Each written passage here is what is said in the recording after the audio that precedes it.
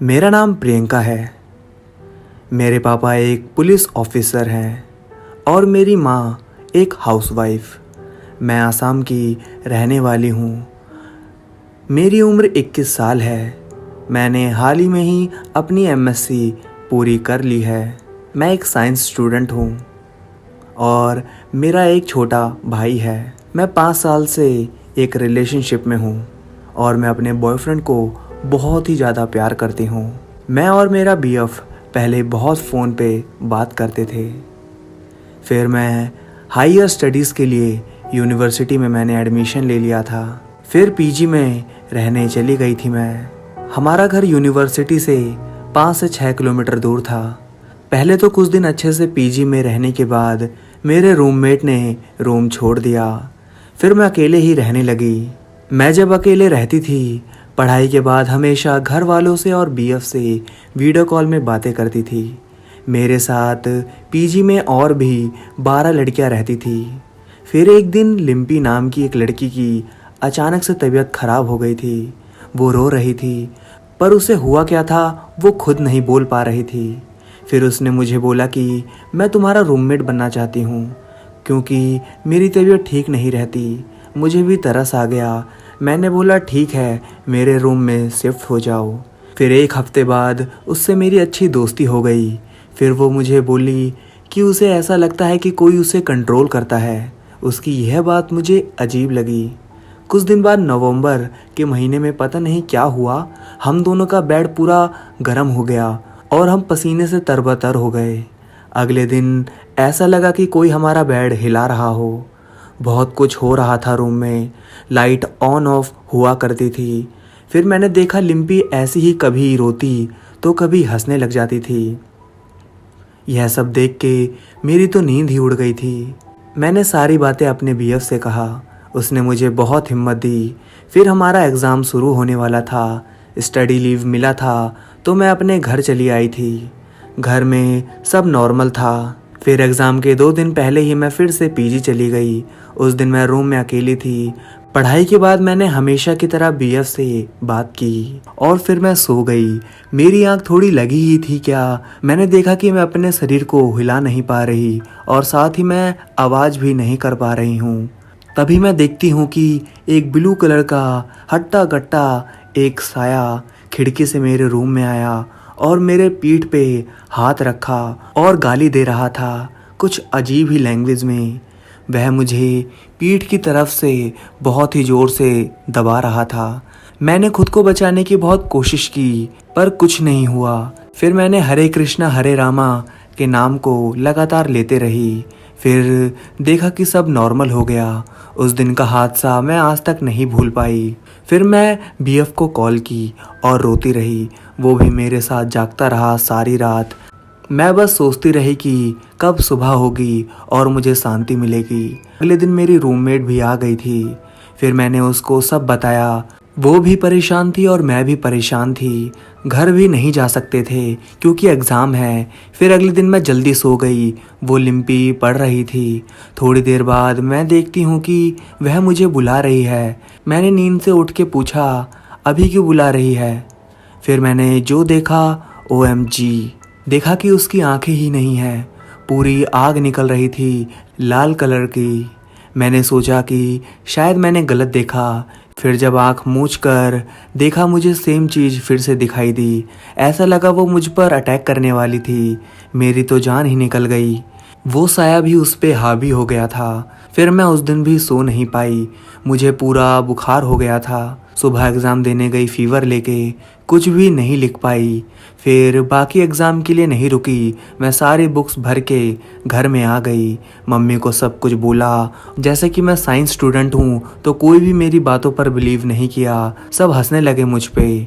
पापा भाई सब बोले ये मेरा वहम है, पर मुझे पता था कि यह सच है। मेरे घर और यूनिवर्सिटी के बीच का डिस्टेंस 2 घंटे का है। फिर अगले दिन मैं एग्ज़ाम देने के लिए फिर से पीजी में गई, पर मैं कुछ भी नहीं पढ़ पाई। लिम्पी अचानक से रोने लगती थी। यह सब देखकर मैं भी रोने लगती थी। फिर से मैं घर आ गई। फिर मुझे एक मुस्लिम अंकल ने देख के बोला कि तुम्हारे ऊपर कोई ऊपरी साया है। फिर मुझे बहुत डर लगा तो मेरी माँ मुझे एक दादाजी के पास लेके गई। उन्होंने एक ताबीज़ दिया, फिर थोड़ा सुधार आया। एग्ज़ाम के बाद 1 महीने की छुट्टी थी, मैं घर में ही थी। फिर जब पीजी गई, फिर देखा कि वो लड़की पीजी छोड़ दी है। फिर मैंने उसी रूम में 2 साल रहकर पढ़ाई कंप्लीट किया, लेकिन उसके बाद से मैं आज तक अकेले नहीं सो पाती। ऐसा लगता है कि मेरे पीछे कोई है। तो दोस्तों, यह थी प्रियंका जी की कहानी। आज मैं आप सभी के लिए लेकर आ गया हूँ फराह खान जी की भेजी एक सच्ची और डरावनी कहानी। आसपास के सारे इलाकों में तिलिस्माती शहर का खौफ फैला हुआ था। लोग वहां जाने से डरते थे। लोगों का कहना था कि वहां रात में भूत घूमते हैं और बसते भी हैं। किसी जमाने में वहां एक लोगों के ट्रैवल की जगह हुआ करती थी। दूर दूर से लोग आते थे और वहां के खूबसूरत नज़ारों का लुत्फ़ लेते थे। लेकिन अचानक से फिर वहां लोगों की मौत होने लगी। पहले सबने इसे इत्तेफाक समझा, फिर कुछ लोगों के साथ ऐसी घटनाएं घटित हुई कि मगर वह बच निकले, मगर भूत भूत कहते। उसके बाद उनकी दिमागी संतुलन खराब हो गई। किसी को नहीं पता कि असल में वहां लोगों को क्या दिखाई देता है, कौन है जो उन्हें मौत के घाट उतार देता है। ऐसे कुछ अफवाहें सुनी फराहिम और उसके दोस्तों ने। ग्रेजुएशन अभी कंप्लीट हुआ था और छुट्टियां थी अभी। आगे का प्लान थोड़ा दूर था, इसलिए वह लोग घूमने का प्लान बना रहे थे। गूगल पर जगह सर्च करते हुए उन्हें तिलिस्माती शहर के बारे में जानने का मौका मिला। बस उनका तो सारा का सारा फोकस अब उसी पर था। पहले उसे 16गढ़ कहते थे, अब उसका नाम बदल गया था। मैं ऐसी किसी जगह नहीं जाने वाली, नीलिमा ने साफ इनकार किया। सारे दोस्तों ने उसका खूब मजाक बनाया। उसे ऐसी जगहों से डर लगता है, मगर उन लोगों ने उसे भी खींच लिया था। वह एक बड़ी सी इमारत वाला होटल था जिसके आसपास हरियाली थी। यह एक इमारत तिलिस्माती शहर है? रोनित ने हैरानी से कहा। मुझे तो लगा था कि कम से कम एक बड़ा एरिया तो होगा। अफराहिम ने भी मजाक उड़ाया, जबकि नीलिमा को तो उसकी बड़ी बड़ी खिड़कियां देखकर ही दहशत हो रही थी। बहरहाल वह लोग अंदर आ गए। रात को सोते हुए अचानक नीलिमा को लगा किसी ने गेट खटखटाया है। वह उठ बैठी। उसने देखा जूबी और रिया उसके बराबर में बेखबर सो रही थी। नीलिमा वापस सोने की कोशिश करने लगी। उसे अपना वहम लगा था, लेकिन कुछ देर बाद फिर से दरवाजा खटखटाने की आवाज़ हुई। नीलिमा की नींद खराब हो गई थी। उसने उठकर दरवाजा खोला। बाहर गहरी ठंड थी, सांस भी जैसे जम गई। नीलू, किसी ने उसे आवाज़ दी। नीलिमा ने कमरे से बाहर झांका। कॉरिडोर में कोई नहीं था।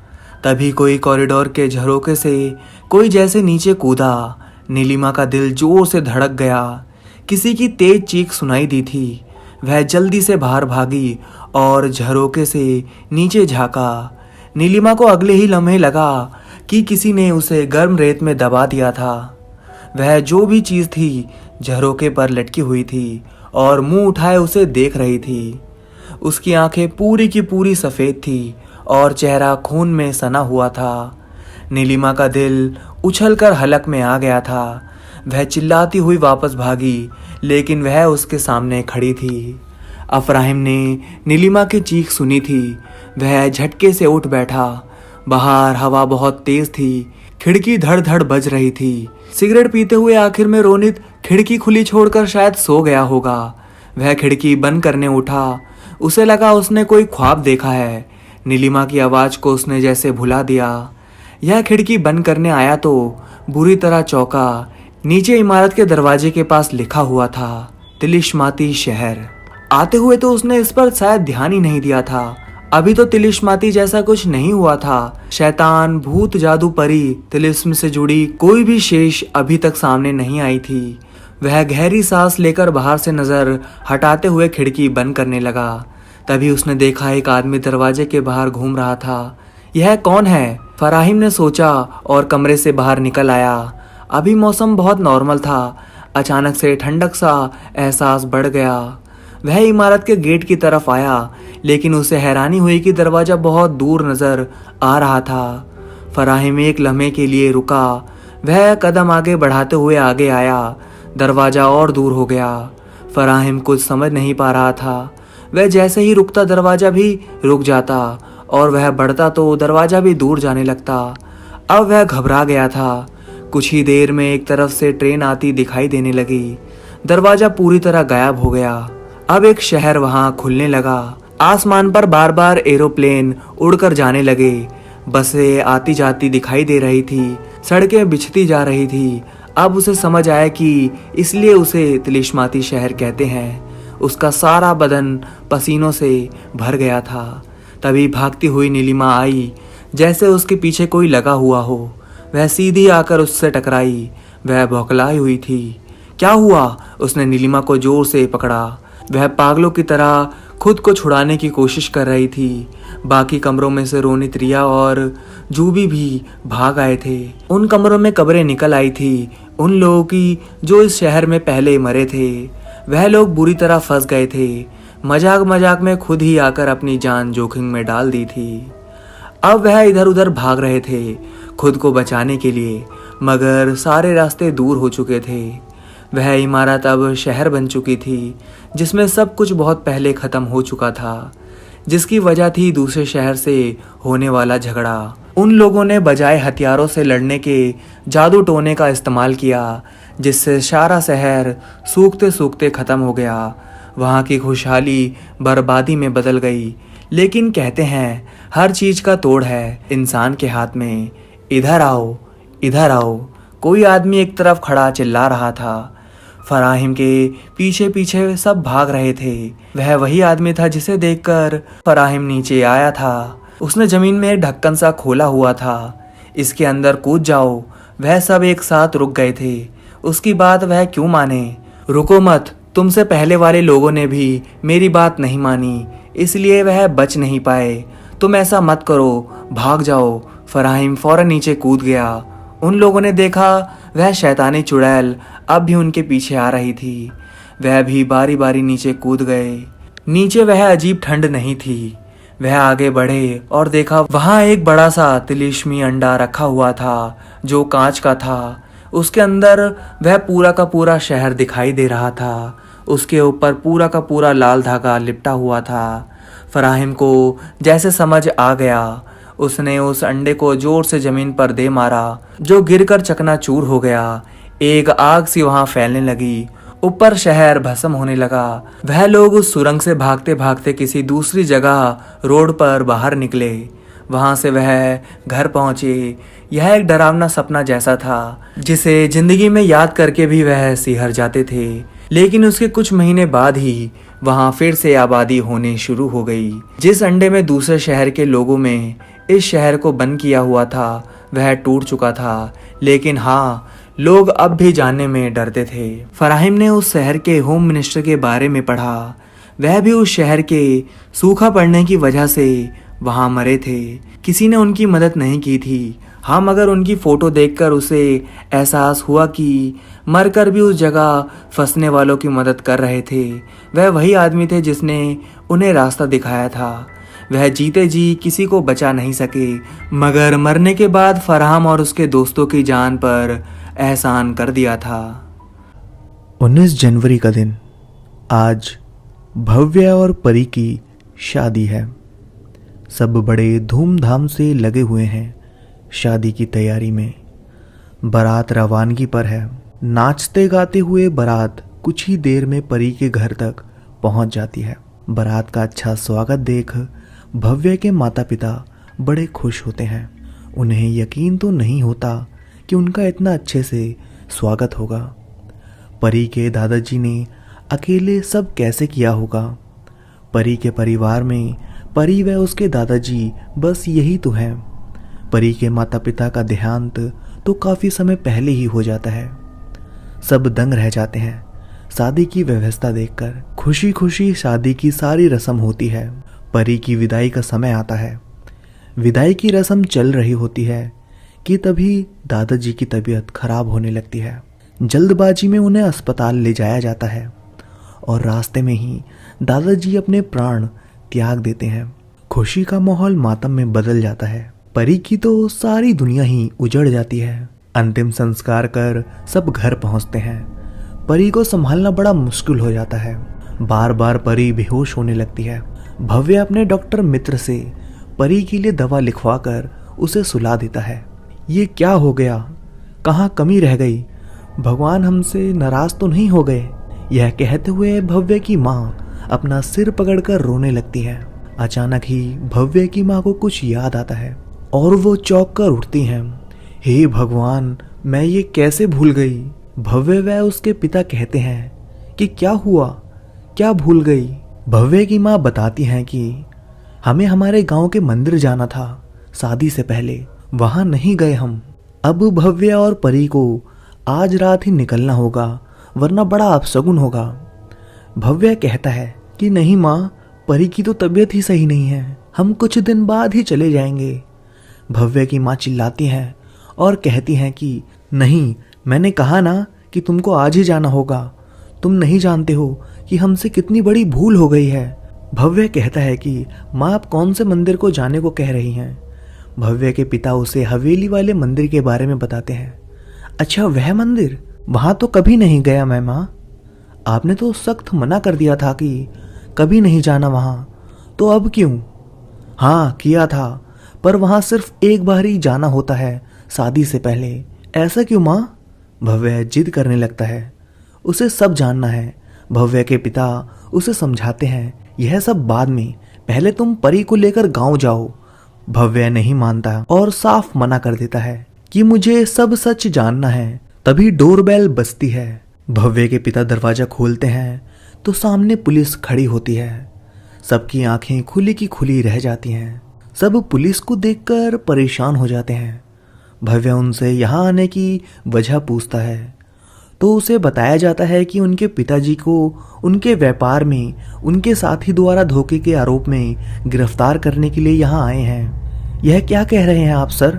भव्य कहता है। उसके पिता भी कहते हैं कि यह सब गलत है, मैंने किसी के साथ धोखा नहीं किया है। फिर भी पुलिस भव्य के पिता को पकड़कर ले जाती है। भव्य की माँ का रो रो कर बुरा हाल हो जाता है। परी इतना शोर सुनकर उठ जाती है और बाहर आकर भव्य से पूछती है कि क्या हुआ है। भव्य परी को सब बताता है। अब बस भव्य की माँ अपने आंसू पोंछकर कहती है, भव्य तुम परी को लेकर अभी के अभी गांव जाओ। भव्य कहता है कि आपको अकेले छोड़कर मैं कहीं नहीं जाऊंगा, पहले पिताजी को जेल से छुड़वाने की कोशिश करता हूँ। भव्य की माँ कहती हैं कि तुम उसकी फिक्र मत करो, मैं सब संभाल लूंगी। पर माँ, आप यह सब कैसे करोगी, मैं अब एक शब्द भी नहीं सुन सकती हूँ। तुम ठहरो, मैं अभी आती हूँ। अरे माँ सुनो, रुको तो। अंदर जाती हुई अपनी माँ को भव्य कहता है। माँ फोन पर किसी से बात करती हैं, फिर फोन रखती हैं। भव्य की माँ अपने घर के मंदिर से एक छोटा सा बक्सा लाती हैं और कहती हैं कि इसे रखो तुम। परी को भी तैयार होने को कहती हैं और सख्त हिदायत देती हैं कि उसे सुहागन बनकर ही जाना है। परी और भव्य को कुछ समझ नहीं आता है। माँ बड़बड़ाते हुए सारे इंतजाम करने लगती हैं। इतनी बड़ी भूल कैसे हो गई, मैं कैसे भूल गई इस घर की प्रथा को। भव्य ना चाहते हुए भी अपनी माँ की बात मानने पर मजबूर हो जाता है। भव्य की माँ उसे समझाती हैं कि यह बक्सा तुमको संभाल कर रखना है, कुछ भी हो जाए उसे खोलना मत, यह तुम्हारा रक्षा कवच है। भव्य की माँ कहती हैं कि रास्ते में तुम्हें जो भी मिले उससे कुछ न कुछ जरूर लेना, चाहे एक दिन का ही क्यों ना मिले, कुछ भी हो तुम्हें लेना जरूर है, खाली नहीं जाने देना है। उसके बाद तुम उसे कुछ भी दे देना अगर सामने वाला तुमसे कुछ भी मांगे। माँ भव्य और परी को रवाना होने को कहती हैं। भव्य और परी अपनी कार में रवाना हो जाते हैं। अपने साथ दुविधाओं का पुलिंदा लेकर भव्य और परी को अभी कुछ ही समय होता है रवाना हुए कि तभी उन्हें सामने से एक कबाड़ी वाला नजर आता है। भव्य उसे नजरअंदाज करके निकलना चाहता है, पर परी उसे टोकती है। माँ की कही बात याद दिलाती है कि कुछ भी हो जाए कुछ न कुछ लेकर ही आगे बढ़ना है। भव्य गाड़ी रोकता है और संकोच के साथ कबाड़ी वाले की तरफ जाता है। उसे समझ नहीं आता कि वह उससे क्या मांगे और कैसे। तभी भव्य अचानक बोल उठता है कि भैया गर्मी बहुत है, एक पुराना अखबार मिलेगा? हवा खाने के लिए चाहिए। कबाड़ी वाला हैरान होकर भव्य को देखता है। कहता है कि आपकी तबीयत तो ठीक है भाई साहब, जनवरी के मौसम में गर्मी। भव्य को लगता है कि कहीं यह मना न कर दे। वह फिर से आग्रह करता है। कबाड़ी वाला तुरंत भव्य को 2-3 पुराने अखबार दे देता है। भव्य खुश हो जाता है और अपनी जेब से 500 रुपए का नोट निकालकर कबाड़ी वाले के हाथ में थमा देता है। कबाड़ी वाला बड़ा खुश होता है। भव्य जाने लगता है तो कबाड़ी वाला उसे रोक कर कहता है कि भाई साहब, 2-3 पुराने अखबार के इतने रुपए, आप यह कुछ सामान और ले लीजिए। भव्य कुछ नहीं बोल पाता, मना भी कैसे करे। माँ ने कहा था सामने वाला जो दे वह ले लेना है। भव्य चुपचाप सामान लेकर गाड़ी में रखता है और रवाना हो जाता है। गाड़ी चलाने पर अखबार सारे बिखर जाते हैं। परी उन्हें समेटने की कोशिश करती है। अखबार समेटते हुए परी की नजर एक खबर पर जाती है। वह खबर पढ़ती है और चिल्लाती है, रुको भव्य, तुरंत गाड़ी रोको। भव्य चौंक जाता है और जोर से गाड़ी के ब्रेक लगाता है। क्या हुआ परी, तुमने गाड़ी को रोकने के लिए क्यों कहा? परी कहती है कि यह देखो अखबार में क्या लिखा है। भव्य कहता है कि क्या लिखा है बताओ। परी कहती है कि यह 15 दिन पुराना अखबार है। इसमें लिखा है कि हम जिस रास्ते से जा रहे हैं वहां पर पिछले कई दिनों से अलग अलग तरह की घटनाएं घटित हो रही हैं। कई लोग जो इस रास्ते पर निकलते थे उनका अभी तक कोई पता नहीं चला है। कुछ लोग जो कुछ दूरी पर गए वह वहां से उल्टे पैर लौट गए। उन्होंने बताया कि वहां से अजीब सी आवाजें आ रही थी और एक अलग ही तरह की गंध आ रही थी। कुछ लोगों के साथ छोटे बच्चे थे, वह तो बेहोश ही हो गए थे। कुछ लोगों ने कहा कि एक पल को तो वह अपनी सुध-बुध ही खो बैठे थे। बहुत कुछ लिखा है आगे भी, यह देखो। परी ने भव्य को अखबार थमाते हुए कहा। भव्य अखबार देखता है और जोर जोर से हंसने लगता है। ये कौन सा अखबार है? मैंने तो कभी नहीं सुना इसका नाम। लगता है अखबार में जो भी लिखा है वह अखबार की प्रसिद्धि के लिए लिखा गया है। ऐसे तो कोई अखबार खरीदेगा नहीं, तो यह सब छाप दिया है। तुम भी ना परी कुछ भी पढ़कर परेशान हो जाती हो, यह सब बेकार है। परी कहती है कि भव्य, आप कैसे कह सकते हो कि यह सब गलत है? इतनी बड़ी खबर कोई ऐसे ही नहीं छाप सकता है, उनके पास सबूत होता है। बस करो परी, वैसे ही बड़ी देर हो गई है। मैं इसी रास्ते से जाऊंगा, यहाँ से ही हम समय पर पहुंचेंगे। तभी भव्य का फोन बजता है। भव्य की माँ का फोन होता है। भव्य, कहाँ तक पहुंचे बेटा? सब ठीक है ना? हाँ माँ, सब ठीक है। परी भव्य से फोन लेती है और अखबार से जुड़ी सारी बातें माँ से कहती है। माँ देखो, भव्य नहीं मान रहे हैं और परी रोने लगती है। माँ परी को शांत होने का कहती हैं और कहती हैं कि कौन सा अखबार है बेटा, अच्छे से पढ़कर सुनाओ। परी अखबार को उठाती है माँ को खबर सुनाने के लिए। अखबार को पूरा देख लेती है पर वह खबर अखबार से गायब होती है। अखबार भी अब दूसरा होता है। भव्य और परी अचंभित होते हैं। वह पूरी गाड़ी देख लेते हैं, उन्हें वह अखबार नहीं मिलता है। परी तुरंत माँ को बताना चाहती है पर यह क्या, फोन बंद हो जाता है। हेलो हेलो माँ, भव्य आपका फोन बंद हो गया है। मैं अपने फोन से माँ को फोन लगाती हूँ। भव्य और परी दोनों को विश्वास ही नहीं होता है कि उनके साथ क्या हुआ है। परी माँ को फोन लगाती है, बड़ी मुश्किल से फोन लगता है। हेलो हेलो माँ, फोन बीच में ही कट गया था। माँ, मैं जो आपको बता रही थी ना अखबार के बारे में। माँ बीच में ही बोलती हैं कि क्या हुआ, सब ठीक है ना? तुम दोनों कहाँ तक पहुँचे हो? और बेटा कौन सा अखबार, कब बात हुई हमारी? मैं तो कब से फोन लगा रही हूँ, नहीं लग रहा था। परी चिल्लाती है, क्या आपने फोन नहीं किया? भव्य हैरान परेशान होकर परी को देखता है और परी सुन हो जाती है। भव्य परी के हाथ से फोन लेता है। हेलो माँ, हेलो हेलो माँ, पर तब तक फोन कट जाता है। भव्य कई बार कोशिश करता है पर फोन नहीं लगता है। अब भव्य परी से पूछता है कि माँ ने क्या कहा? परी बताती है कि माँ ने कहा कि वह कब से फोन लगा रही थी पर फोन लगा ही नहीं था, उनकी बात हुई ही नहीं थी हमसे। ऐसा कैसे हो सकता है परी, माँ का फोन तो आया था। परी कहती है कि जल्दी करो भव्य, यहाँ से निकलो, मुझे यहाँ बिल्कुल अच्छा नहीं लग रहा है। भव्य तुरंत गाड़ी चलाता है, गाड़ी को मोड़ता है, पर गाड़ी मुड़ने की जगह सीधे ही चलने लगती है। भव्य बड़ी कोशिश करता है, पर गाड़ी अब बेकाबू हो जाती है। इसी कोशिश में परी का हाथ उस बक्से पर जाता है जिसे माँ ने भव्य को घर से निकलने से पहले ही दे दिया था। परी तुरंत उस बक्से को उठाती है और दोनों हाथों से कसकर पकड़ लेती है। तभी गाड़ी अब रुक जाती है। भव्य तुरंत गाड़ी मोड़ लेता है। भव्य और परी अब गहरी सांस लेते हैं कि अब सब ठीक होगा। रात का वक्त हो जाता है।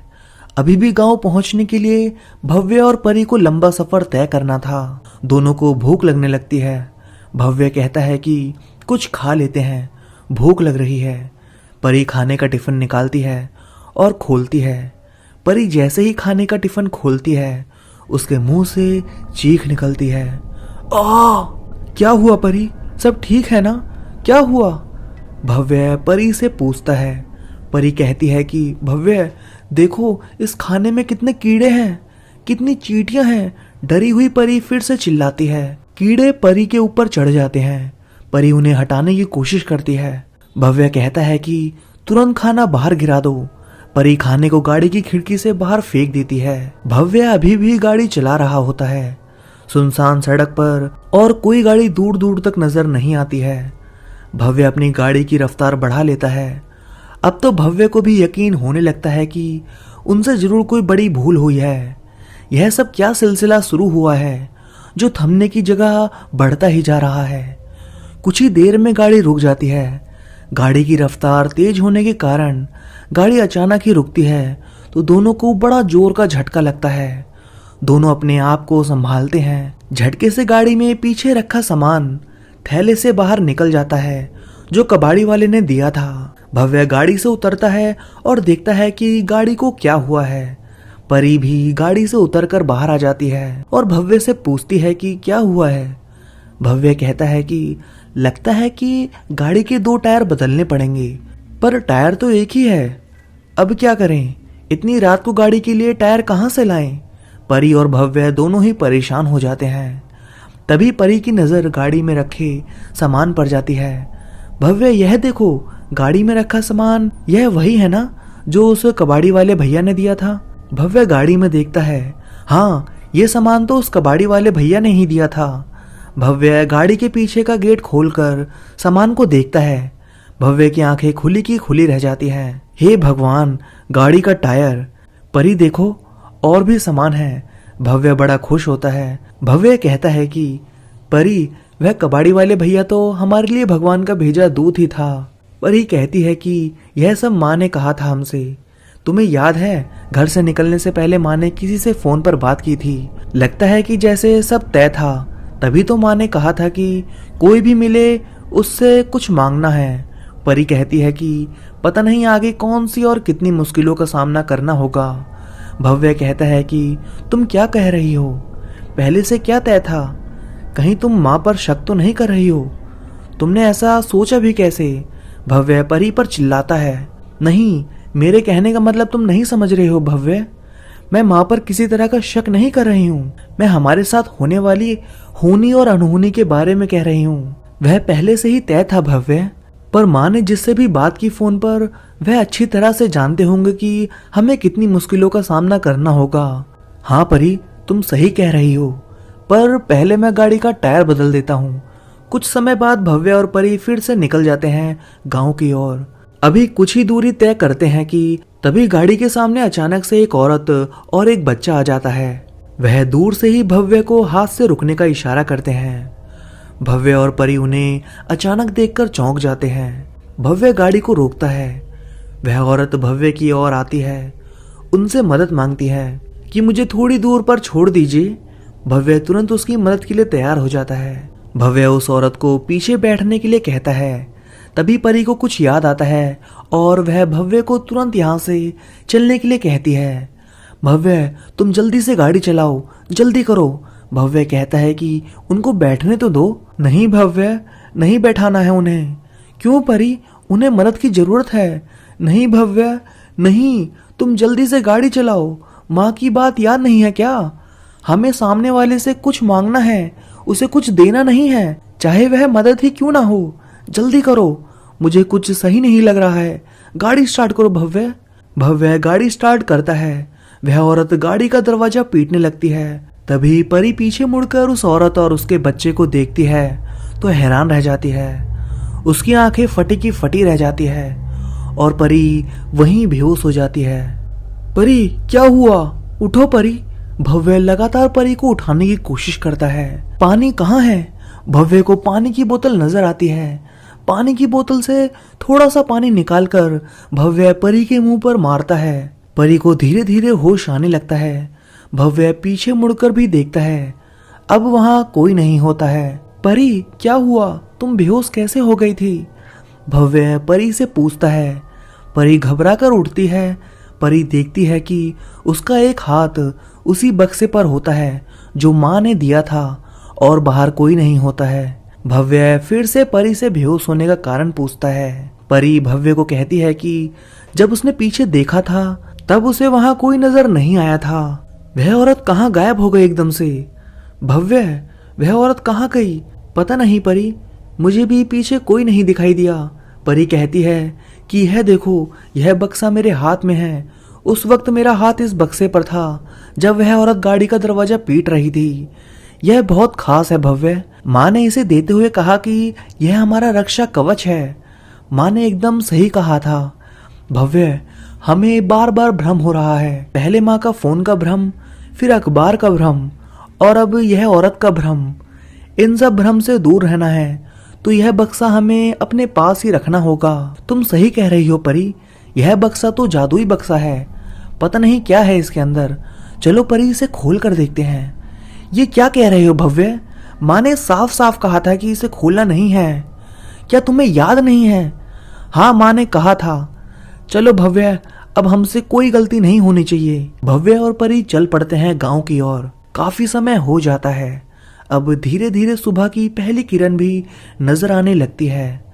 भव्य और परी धीरे धीरे गांव के नजदीक पहुंचने लगते हैं। सुबह सुबह का वक्त और बाहर का नजारा बड़ा ही सुकून देने वाला होता है। इतनी हरियाली तो शहर में कहीं भी दिखाई नहीं देती है। गांव का शांत वातावरण भव्य और परी को बड़ा सुहाना लगता है। दोनों एक पल में सारी थकान भूल जाते हैं। भव्य कहता है कि पिछली बार मैं जब गांव आया था तो यहाँ इतनी हरियाली नहीं थी जितनी आज लग रही है। भव्य और परी अब गांव पहुंच जाते हैं। भव्य गाड़ी को रोकता है। चाय की दुकान पर बैठा एक आदमी भव्य और परी को देखकर उनके पास आता है। वह पहले से ही उनकी राह देख रहा था। भव्य और परी के पास आकर वह कहता है, नमस्कार, मैं राजा हूँ। अच्छा, इस गांव के? भव्य मजाक में कहता है। भव्य और परी हंसने लगते हैं। राजा के चेहरे पर भी मुस्कान आ जाती है। वह भव्य से कहता है कि भव्य जी, मुझे सरपंच जी ने यहाँ आपको लाने के लिए भेजा है। भव्य कहता है कि आपको मेरा नाम पता है? राजा कहता है कि सरपंच जी के पास आपकी माँ का फोन आया था, उन्होंने ही सब बताया है। राजा भव्य और परी के साथ बातें करने लगता है। तभी पीछे से शोर की आवाज आती है। वह आवाज भव्य और परी को अपनी ओर आती हुई नजर आती है। भव्य और परी के गांव पहुंचते ही एक और मुसीबत उनके सामने आकर खड़ी हो जाती है। भव्य और परी जैसे ही मुड़ते हैं, उन्हें पूरी ताकत से कोई झपटा मारकर नीचे गिरा देता है। पीछे से अचानक ही इतनी तेज आवाज आती है, इतना शोर होता है। तब भव्य, परी और राजा तीनों ही चौंक जाते हैं, डर जाते हैं। सब कुछ बड़ी जल्दी जल्दी होता है। कुछ समझ ही नहीं आता है कि क्या हो गया अचानक से। तभी भव्य और परी को झपट कर कोई गिरा देता है। राजा तुरंत उसे पकड़ता है और कहता है, अरे ओ गीता, क्या हुआ तुझे? क्यों कर रही है ऐसा, बोल। राजा बड़ी जोर से बोलता है। गीता के पीछे उसके परिवार वाले भी दौड़ कर आते हैं। सब हाफ रहे होते हैं। सबके चेहरे की रंगत उड़ी हुई होती है। वहां गीता भी झपटे से गिर जाती है। गीता के बिखरे हुए बाल, मैला कुचला शरीर, रंग सावला, सदमे से पागल हुई लड़की है। राजा फिर से दोहराता है, क्या हुआ, बोल। इस बार और भी जोर से चिल्लाता है। गीता सहम जाती है और रोने लगती है। गीता के परिवार में से उसका भाई आगे आता है। राजा के आगे हाथ जोड़ता है। माफ कर दो राजा भैया, आप तो जानते हो कि यह पगलेट है, गलती हो गई इससे, माफ कर दो। गीता सब देख रही होती है। वह अब भी भव्य और परी को गुस्से से देख रही होती है और उनकी तरफ जाने की पूरी कोशिश कर रही होती है। गीता के बाकी घर वालों ने उसे कसकर पकड़ा हुआ होता है। क्या शंकर भाई, तुम तो माफी मांग रहे हो और इसे देखो कैसे गुस्से से देख रही है, राजा गीता के भैया से कहता है। भव्य कहता है कि रहने दो राजा, छोड़ो कोई बात नहीं, चलो। इतना कहने पर गीता को उसके परिवार वाले लेकर जाने लगते हैं और भव्य, परी और राजा भी निकल जाते हैं सरपंच जी के घर की ओर। भव्य और परी जैसे ही कुछ दूरी पर जाते हैं वह गांव के घरों को देखते ही रह जाते हैं। इतने सुंदर घर। भव्य कहता है, देखो परी, हाँ भव्य, कितनी अच्छी कलाकारी हुई है, कुछ अलग है, खास है। भव्य राजा से पूछता है, राजा यह इतनी सुंदर कलाकारी किन कारीगरों ने की है, कोई खास है क्या? पर सब घरों में दाहिने हाथ की ओर यह निशान कैसा है? यह एक ही तरह का निशान है, कुछ खास है क्या? राजा भव्य से कहता है कि यह हमारी परंपरा है, बचपन से ही देखा है, इसके पीछे भी बहुत बड़ा कारण है और गांव के लोग ही अपने घरों को खुद बनाते हैं। भव्य और परी दोनों गांव के घरों को देखकर हैरान रह जाते हैं। गांव वालों की कारीगरी पर भी हैरान होते हैं। परी को भी वो निशान देखकर कुछ याद आता है। वह भव्य से कहती है कि भव्य, यह निशान कुछ जाना पहचाना लगता है। हाँ परी, कब से मैं भी यही सोच रहा था। दोनों को एक साथ याद आता है, अरे यह निशान तो उस बक्से पर बने निशान जैसा है। परी तभी अपने सिर पर हाथ रखती है। भव्य, फिर से गलती हो गई, माँ ने जो बक्सा दिया था वह गाड़ी में ही छूट गया है, उसे लेकर आना होगा। राजा पूछता है कि क्या हुआ? तब भव्य कहता है कि माँ ने एक बक्सा दिया था और कहा था कि अपने पास ही रखना, वह गाड़ी में ही छूट गया है, उसे लेकर आना होगा। भव्य कहता है कि परी, तुम राजा भैया के पास रुको, मैं लेकर आता हूँ। परी कहती है कि ठीक है भव्य, जल्दी आना। भव्य फिर से लौटता है अपनी गाड़ी की ओर। भव्य गाड़ी का दरवाजा खोलकर उस बक्से को निकालने के लिए झुकता है।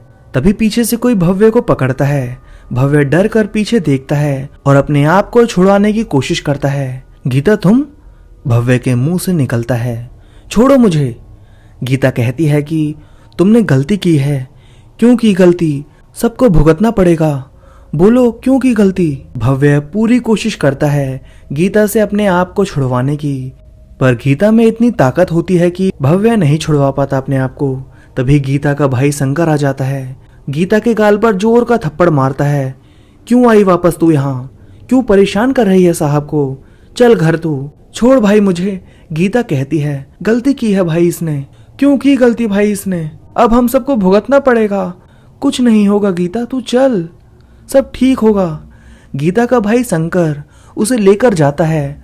तब भव्य देखता है कि गीता के हाथ पर एक निशान होता है।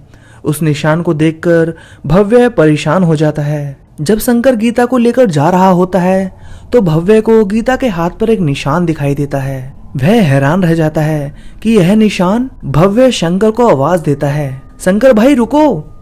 शंकर नहीं सुनता। भव्य फिर से शंकर को पुकारता है। शंकर अनसुना कर निकलना चाहता है। भव्य भागकर शंकर के आगे जाकर खड़ा हो जाता है। शंकर भैया, कब से आपको रोकने की कोशिश कर रहा हूँ, पर आप हैं कि चले जा रहे हैं। शंकर ने गीता का हाथ पकड़ा होता है। वह भव्य से कहता है कि जाने दो साहब, नहीं तो यह फिर से बखेड़ा कर देगी। शंकर गीता के लिए कहता है। गीता गुस्से से भव्य को देख रही होती है। शंकर, मुझे गीता के बारे में जानना है, इसे क्या हुआ है? क्या करोगे साहब जानकर? पगलेट है, यह तो इसका रोज का काम है। कोई भी गांव में नया आता है तो उसको जाकर यही सब बोलती है। हर समय बस यही बोलती रहती है कि इसने गलती की है, इसने गलती की है। भव्य शंकर से पूछता है कि क्यों करती है गीता ऐसा? अगर यह बीमार है तो इसे दिखाओ डॉक्टर को। सब दिखाया है साहब, कुछ फर्क नहीं पड़ा, इसे गहरा सदमा लगा है। भव्य कहता है कि शंकर भाई, गीता के हाथ पर एक निशान है, ऐसा ही निशान यहाँ के सब घरों में दाहिनी ओर बना है। इसका क्या राज है? जाने दो साहब, नहीं तो हमें देरी हो जाएगी, हमें काम पर भी जाना है, सुबह सुबह का वक्त है। वैसे भी इसने तो हमारा सारा धंधा ही चौपट करवा दिया है। तभी राजा आ जाता है, दूर से ही भव्य को हाथ से इशारा करता है। क्या हुआ भव्य भैया? भव्य उसे इशारा करता है कि आ रहा हूं, रुको। भव्य फिर से शंकर को कहता है कि बताओ तो शंकर भैया। पर शंकर जल्दी से गीता को लेकर वहां से निकल जाता है। भव्य गाड़ी की तरफ जाता है और माँ का दिया हुआ बक्सा निकालता है और अपनी जेब में रख लेता है। राजा के पास जाता है और कहता है चलो राजा भैया। राजा भव्य को परेशान देखकर कहता है कि क्या हुआ भव्य भैया, आप इतने परेशान क्यों हैं? उस पगलेट गीता ने या उसके भाई ने कुछ कहा क्या आपसे? आप बताइए मुझे, मैं बता कर आता हूँ अभी। नहीं नहीं राजा भैया, ऐसा कुछ नहीं है। वह दोनों परी के पास पहुंचते हैं। नहीं नहीं राजा भैया, ऐसा कुछ भी नहीं है। अब वह दोनों परी के पास पहुंचते हैं। परी आगे ही रुकी होती है जहां एक छोटा सा कच्चा घर बना होता है। वह बड़े ध्यान से उस घर पर की गई कलाकारी को देख रही होती है। राजा और भव्य की आवाज आती है तो परी चौंक जाती है। क्या हुआ परी, क्या देख रही हो? भव्य परी से पूछता है। कुछ नहीं भव्य, यह घर देखो, इसमें की गई कलाकारी अलग है। राजा बीच में ही बोलता है कि तभी तो यह घर खाली है। इस घर के मालिक ने हम सब गांव वालों की बात नहीं मानी और अपनी मर्जी से काम करवाया। कभी खुश नहीं रहा, सब बर्बाद हो गया। बाहर शहर से पढ़कर आया था किशन, इस घर का लाडला बेटा था। अपना ध्यान देने लगा कि कहा कि परंपरा, मैं नहीं मानता कुछ। सब गांव वालों ने बड़ा समझाया कि किशन पुरखों की परंपरा है, रहने दे बदलाव, पर नहीं माना। अपने मन की करने लगा। घर बनवाया अपनी मर्जी से, सब कुछ अलग बनाया। और तो और शादी के वक्त भी अपनी चलाई। हवेली वाले मंदिर में दर्शन शादी से पहले करने थे, वह भी करने नहीं गया। धीरे धीरे सब खत्म हो गया, पूरा परिवार तबाह हो गया। राजा भव्य और परी तीनों बातें करते करते सरपंच जी के यहाँ कब पहुंच जाते हैं उन्हें पता ही नहीं चलता। राजा कहता है कि सरपंच जी का घर आ गया है भव्य भैया। राजा दरवाजा बजाता है और सरपंच जी को आवाज देता है। सरपंच जी के घर से उनकी पत्नी आती है और भव्य परी राजा तीनों को अंदर बैठाकर चली जाती है। सरपंच जी आते हैं तो तीनों ही उन्हें प्रणाम करते हैं। सरपंच जी कहते हैं कि भव्य बेटा, आपकी माँ का फोन आया था, बड़ी भूल हो गई है आपसे। आपको हवेली वाले मंदिर के दर्शन शादी से पहले करने थे, पर कोई नहीं, जब से आपकी माँ का फोन आया था उसके बाद से मैं पूजा पाठ कर रहा हूँ। आप पर आने वाली विपत्ति को टालने की पूरी कोशिश की है बेटा, पर अब सब तुम्हें ही करना होगा। सरपंच जी उठकर जाते हैं और एक किताब लेकर आते हैं। यह क्या है सरपंच जी, क्या लिखा है इसमें? भव्य सरपंच जी से पूछता है। सरपंच जी लाल कपड़े में लिपटी किताब को भव्य को देते हैं और कहते हैं कि हाथ में लो इसे बेटा। भव्य किताब को उठाता है। बड़ी बेचैनी होती है उसे, घबराहट होने लगती है भव्य को। परी कहती है कि तुम ठीक हो ना भव्य, क्या हो रहा है तुम्हें भव्य?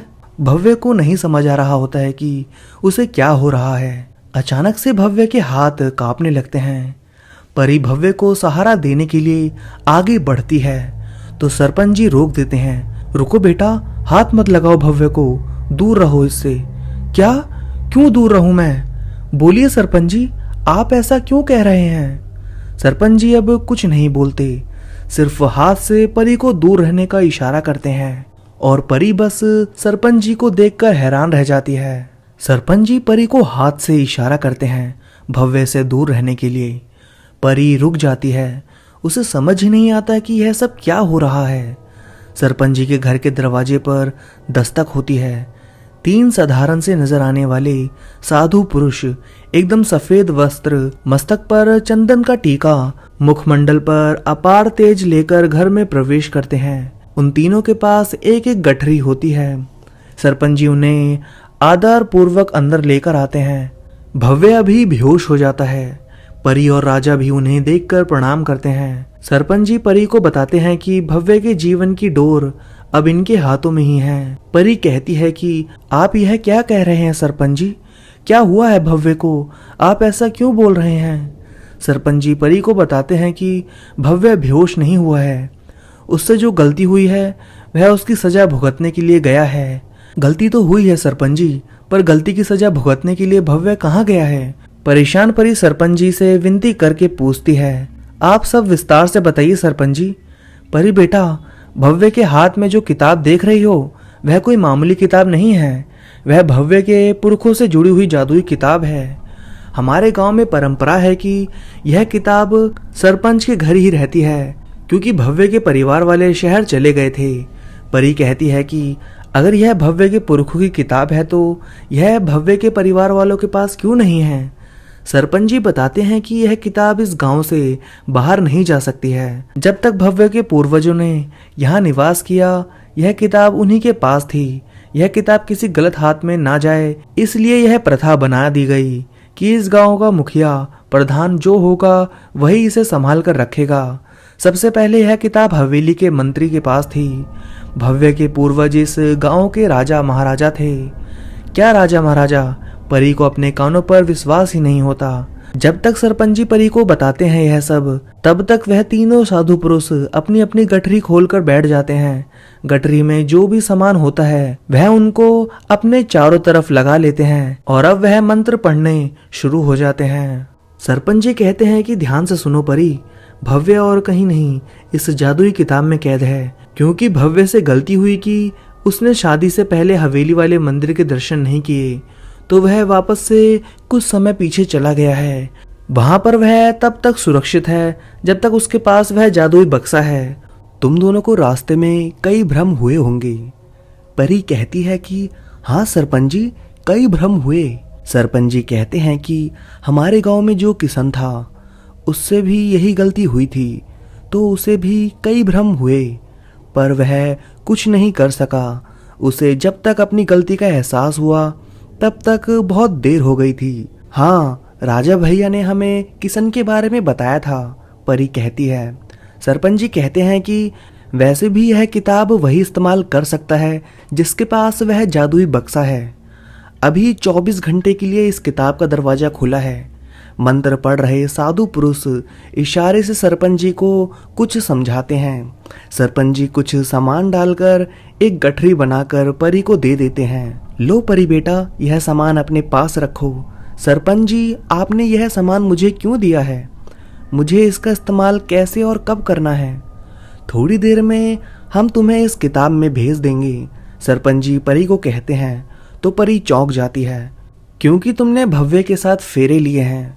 तुम उसकी अर्धांगी हो, यानी कि उसका आधा अंग, तो तुम ही जाकर उसकी मदद करोगी। ध्यान रहे परी, भव्य कुछ समय पीछे गया है। यह किताब पुराने समय की है। भव्य को वहाँ कुछ याद नहीं होगा। यहाँ जब 1 घंटा खत्म होगा तो वहाँ पूरा 1 दिन। भव्य को वहाँ बड़ी तकलीफ होगी।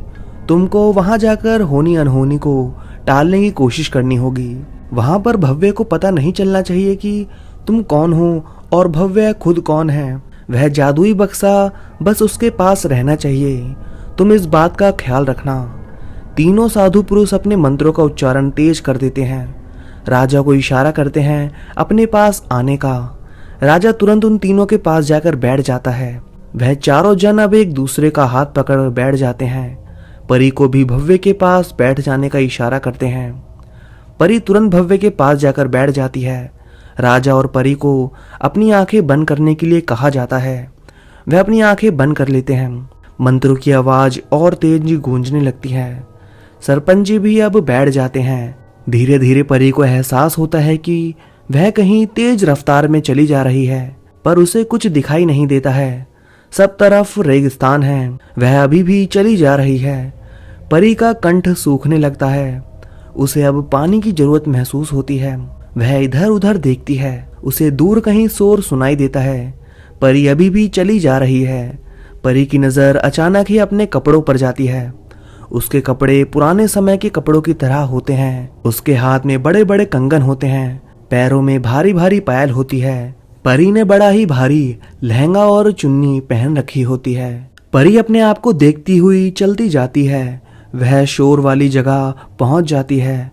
वहां भीड़ इकट्ठी हो रखी होती है। वह भीड़ को चीरते हुए आगे जाती है तो वहां का नजारा देख परी के होश उड़ जाते हैं। लोग वहां बेरहमी से किसी को मार रहे होते हैं। परी देखने की कोशिश करती है। उसे कुछ दिखाई नहीं देता है।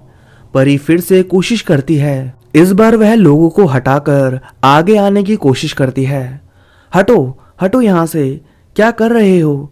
क्यों मार रहे हो इसे? इस बार सब परी की आवाज सुनकर डर जाते हैं। सब परी को देखकर शांत हो जाते हैं। सारी भीड़ एक तरफ हो जाती है। सब अपना सिर नीचे झुकाकर खड़े हो जाते हैं। परी को बड़ा अजीब लगता है। वहां दूसरी ओर जो मार खा रहा होता है, परी उसे देखने की कोशिश करती है, पर वह उल्टा पड़ा होता है। परी उसे नहीं देख पाती है। तभी भीड़ से एक जन बाहर आता है और परी को प्रणाम करते हुए कहता है, प्रणाम राजकुमारी सा, आप यहाँ पर कैसे? आपको यहाँ आना शोभा नहीं देता है। हम सब है ना, हुक्म करो। परी शक पका जाती है, फिर तुरंत ही समझ जाती है कि मुझे कुछ ऐसा नहीं बोलना चाहिए जिससे कि उन्हें लगे कि मुझे कुछ पता नहीं है। परी अपने आप को संभालती है और कहती है कि हाँ वो सब ठीक है, मुझे बड़ी प्यास लगी थी इसलिए यहाँ तक आ गई। तुम लोग इसे क्यों मार रहे हो? कौन है ये? वहाँ उपस्थित एक जन बोलता है, क्या कह रही हो राजकुमारी सा? आपने ही तो कहा था इसे सबक सिखाने के लिए। परी के मुंह से निकलता है, क्या मैंने कहा था? परी फिर से शांत होने की कोशिश करती है। अच्छा हाँ, कहा था। परी कुछ सोचती है, फिर कहती है कि इसने सीखा सबक, अकल ठिकाने आई इसकी। पीछे से आवाज आती है, भाई साहब आप यहाँ? परी पीछे मुड़कर देखती है। एक ऊंची कद काठी वाला आदमी बड़े ही रोब से चला आ रहा था। परी के कानों में आवाज आती है कि अरे राजकुमार सा पधार रहे हैं। परी तुरंत ही समझ जाती है कि वह कौन हो सकता है। देखो भाई साहब, आपने कहा था कि उसे सबक सिखाना है। अब तो वह अच्छी तरह से समझ चुका होगा कि राजघराने के परिवार वालों को मना करने का नतीजा क्या होता है। कैसे मना किया उसने हमारी बाईसा को वह छोटा सा बक्सा देने से। लेकर आ शेखर वो बक्सा उससे। परी चुपचाप खड़ी होती है। उसे कुछ कुछ समझ आने लगता है। परी देखती है कि वह शेखर नाम का आदमी जाता है और बड़ी ही बेरहमी से उस नीचे अधमरी अवस्था में पड़े आदमी से वह बक्सा छीनने की कोशिश करता है। जैसे ही शेखर वह बक्सा अपने हाथ में लेने की कोशिश करता है, नीचे गिरा हुआ वह आदमी कहराता है और अपनी पूरी ताकत से उसका विरोध करता है, पर वह नाकाम रहता है। शेखर कामयाब होता है उससे वह बक्सा छीनने में। नीचे पड़ा आदमी बुरी तरह से रोता है, जैसे उसकी आंखों से आंसू नहीं खून निकल रहे हो। दे दो मुझे मेरा बक्सा, वापस दे दो, माँ की निशानी है वह आदमी रोते ही जा रहा होता है।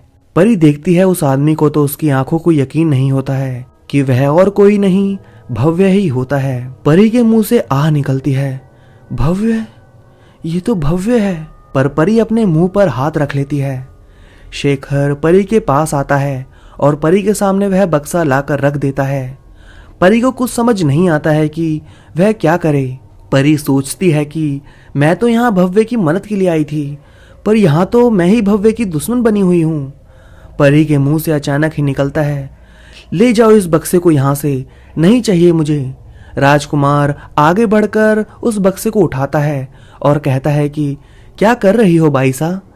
कल तक तो आप किस कदर बेचैन थे इस बक्से को पाने के लिए, अब क्या हो गया है आपको? परी जवाब देती है, इस तरह एक निहत्थे आदमी पर वार कर आप कैसे कुछ ले सकते हो? मुझे इस तरह यह बक्सा नहीं चाहिए था। तो कैसे चाहिए बाईसा? राजकुमार कहता है, मुकाबला होना चाहिए। परी कहती है, क्या मुकाबला और किससे? इससे? राजकुमार नीचे पड़े हुए आदमी की ओर हाथ कर कर इशारा करता है, हाँ इससे भाई साहब। राजकुमार शेखर से कहते हैं, अरे ओ शेखर जा, उसको लेकर आ यहाँ, मुकाबला करना है, बाईसा का हुक्म है। ऐसे नहीं भाई साहब, इस बेचारे की हालत नहीं है अभी, हम इसको एक मौका देते हैं अपनी तरफ से तैयारी करने की। अचानक ही खड़ी भीड़ में बातचीत होने लगती है। अब बेचारा लग रहा है, पहले तो मारने पर आतुर थी, अब दया दिखा रही है। पता नहीं क्या होगा अब इस अनाथ बेचारे का। सारा घर तो तोड़ दिया, कहाँ जाएगा, क्या खाएगा बेचारा भागीरथ। शेखर चिल्लाता है, ए चुप करो तुम सब, ये क्या बोल रहे हो? जानते नहीं हो तुम क्या और किसके लिए बोल रहे हो? भीड़ शेखर की एक धाड़ से शांत हो जाती है। परी इस मौके का फायदा उठाती है और वहां ऐलान कर देती है कि मुकाबला होने तक भागीरथ की सारी जिम्मेदारी हमारी होगी। मुकाबला आज से 5 दिवस के बाद होगा। राजकुमार और बाकी सब वहां मौजूद हर एक शख्स को अपने कानों पर विश्वास ही नहीं होता कि राजकुमारी ऐसा कैसे बोल रही हैं। ये तो राजकुमारी नहीं, कोई और ही है। पर राजकुमार परी के पास आता है और कहता है कि जो हुक्म बाईसा। माँ बापूजी के जाने के बाद आप ही ने राजपाट संभाला है, हमें आपका हर आदेश मंजूर है। राजकुमार शेखर से कहते हैं कि यह बक्सा भागीरथ को दो और उसे राजकुमारी सा का आदेश सुनाकर हवेली लेकर आओ।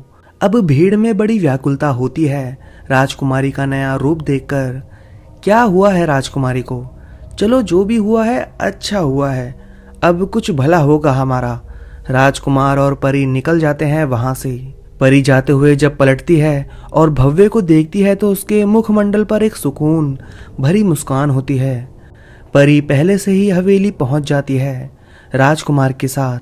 परी हवेली पहुंचने के बाद बेसब्री से भव्य का इंतजार करने लगती है।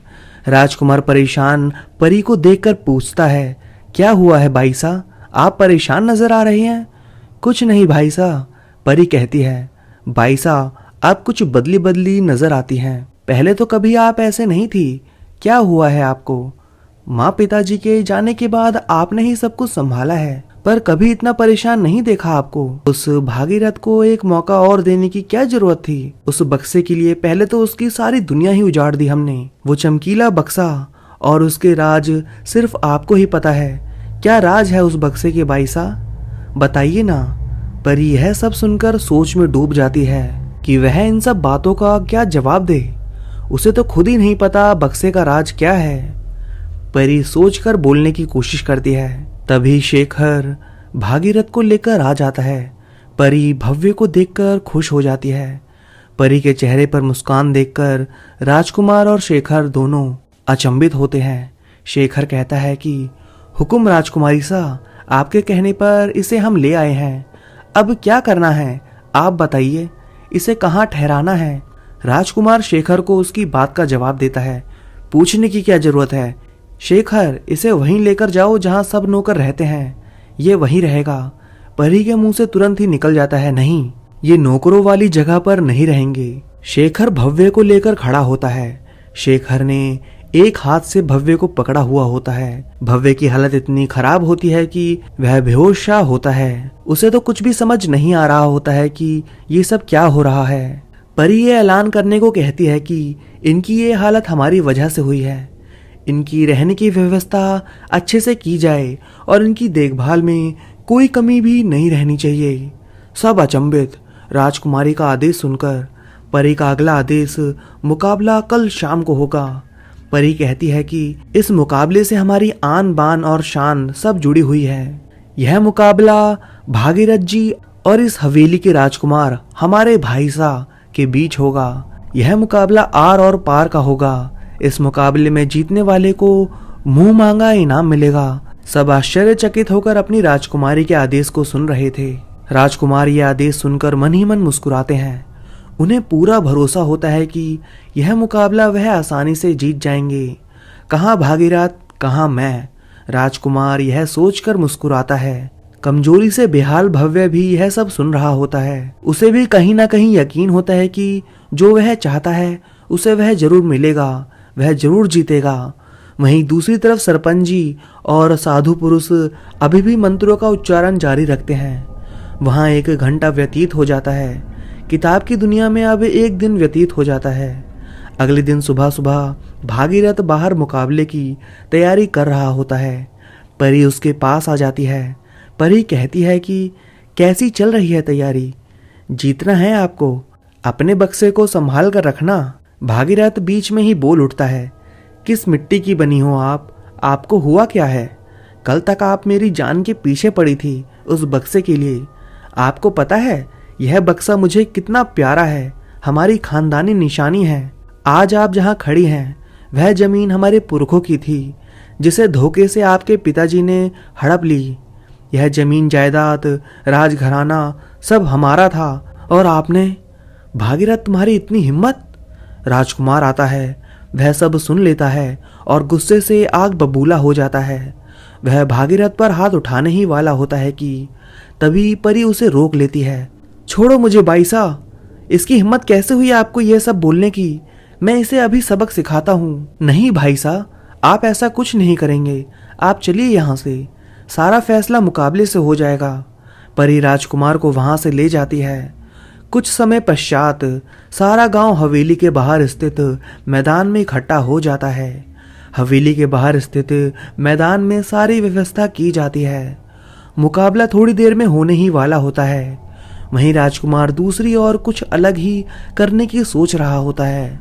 राजकुमार गुप्त रूप से ये योजना बना रहा होता है कि जिसकी खबर परी को भी नहीं होती है, क्योंकि कहीं ना कहीं राजकुमार को यह शक हो जाता है कि राजकुमारी अब पहले जैसी नहीं है, वह उसका साथ नहीं देंगी, क्योंकि राजकुमार को अब किसी भी तरह से यह मुकाबला जीतना था। उसे पता था कि अगर वह बक्सा भागीरथ के पास रहा तो बाजी पलट भी सकती है।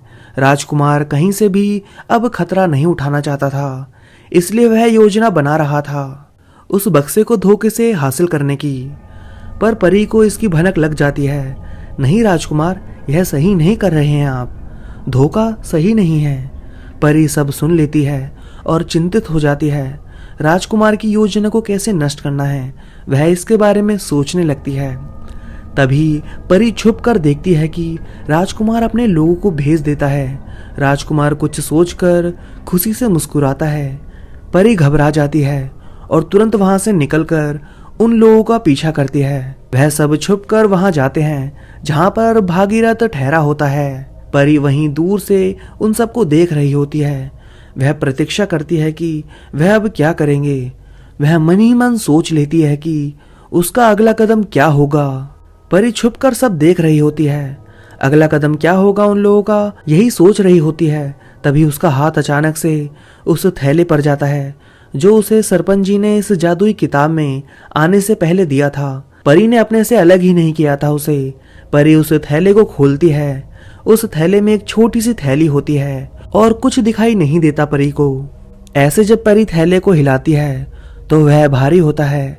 उसे समझ में आ जाता है कि यह थैला जादुई थैला है। जब जिस वस्तु की जरूरत होगी तब वही वस्तु दिखाई देगी। परी सोचती है कि इसका कैसे इस्तेमाल करें। परी उस थैली में हाथ डालकर देखती है। वह तो बहुत ही बड़ी होती है, बाहर से छोटी, अंदर से बहुत बड़ी। परी तुरंत समझ जाती है कि आगे क्या करना है। परी धीरे धीरे उन लोगों के पास आ जाती है जो भव्य का बक्सा चुराने की फिराक में थे। पीछे से थैली उन सब के ऊपर डाल देती है। वह सब उस छोटी सी थैली में समा जाते हैं। वहीं दूसरी ओर मैदान में सब धीरे धीरे बात करनी शुरू कर देते हैं कि राजकुमारी सा ने पहले कहा था कि मुकाबला 5 दिवस के बाद होगा, फिर अगले ही दिन मुकाबला क्यों रखा। धीरे धीरे भीड़ बेकाबू होने लगती है तो मंत्री उन्हें चेतावनी देकर रोकते हैं। अगर शांत नहीं हुए तो इसका सबको हर्जाना भुगतना पड़ेगा। किसी तरह मंत्री सिपाही भीड़ को काबू में करते हैं। इतने विरोधी स्वर मैदान में गूंजते हैं तो इसकी भनक राजकुमार को लगती है। वह मैदान में पहुंचते हैं। वहीं दूसरी तरफ परी भी उस छोटी सी थैली में उन लोगों को बंद कर अपने पास रख लेती है। परी भी अब मैदान में पहुंच जाती है। कुछ समय पश्चात भागीरथ भी वहां पहुंच जाता है। भागीरथ यहाँ? अचानक ही राजकुमारी के मुंह से निकलता है। भागीरथ यहाँ? अचानक ही राजकुमार के मुंह से निकलता है। राजकुमार इधर उधर देखता है। क्या हुआ भाई साहब, आप परेशान लग रहे हैं? परी राजकुमार से पूछती है। कुछ नहीं भाई साहब। राजकुमार परी को देखकर चौंक जाता है और सकपकाकर उसे जवाब देता है।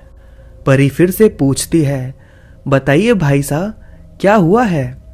इस बार परी थोड़ा जोर से बोलती है। राजकुमार को कुछ समझ नहीं आता। वह बस परी को देख रहा होता है। वहीं दूसरी ओर मैदान में मौजूद सभी जन परी और राजकुमार की बात सुन रहे होते हैं। परी फिर से चिल्लाती है, बोलो भाई साहब, आप भागीरथ को देखकर हैरान कैसे हुए?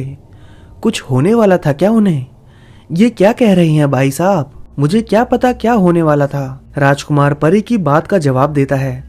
भागीरथ को कुछ समझ नहीं आता है कि यह क्या हो रहा है।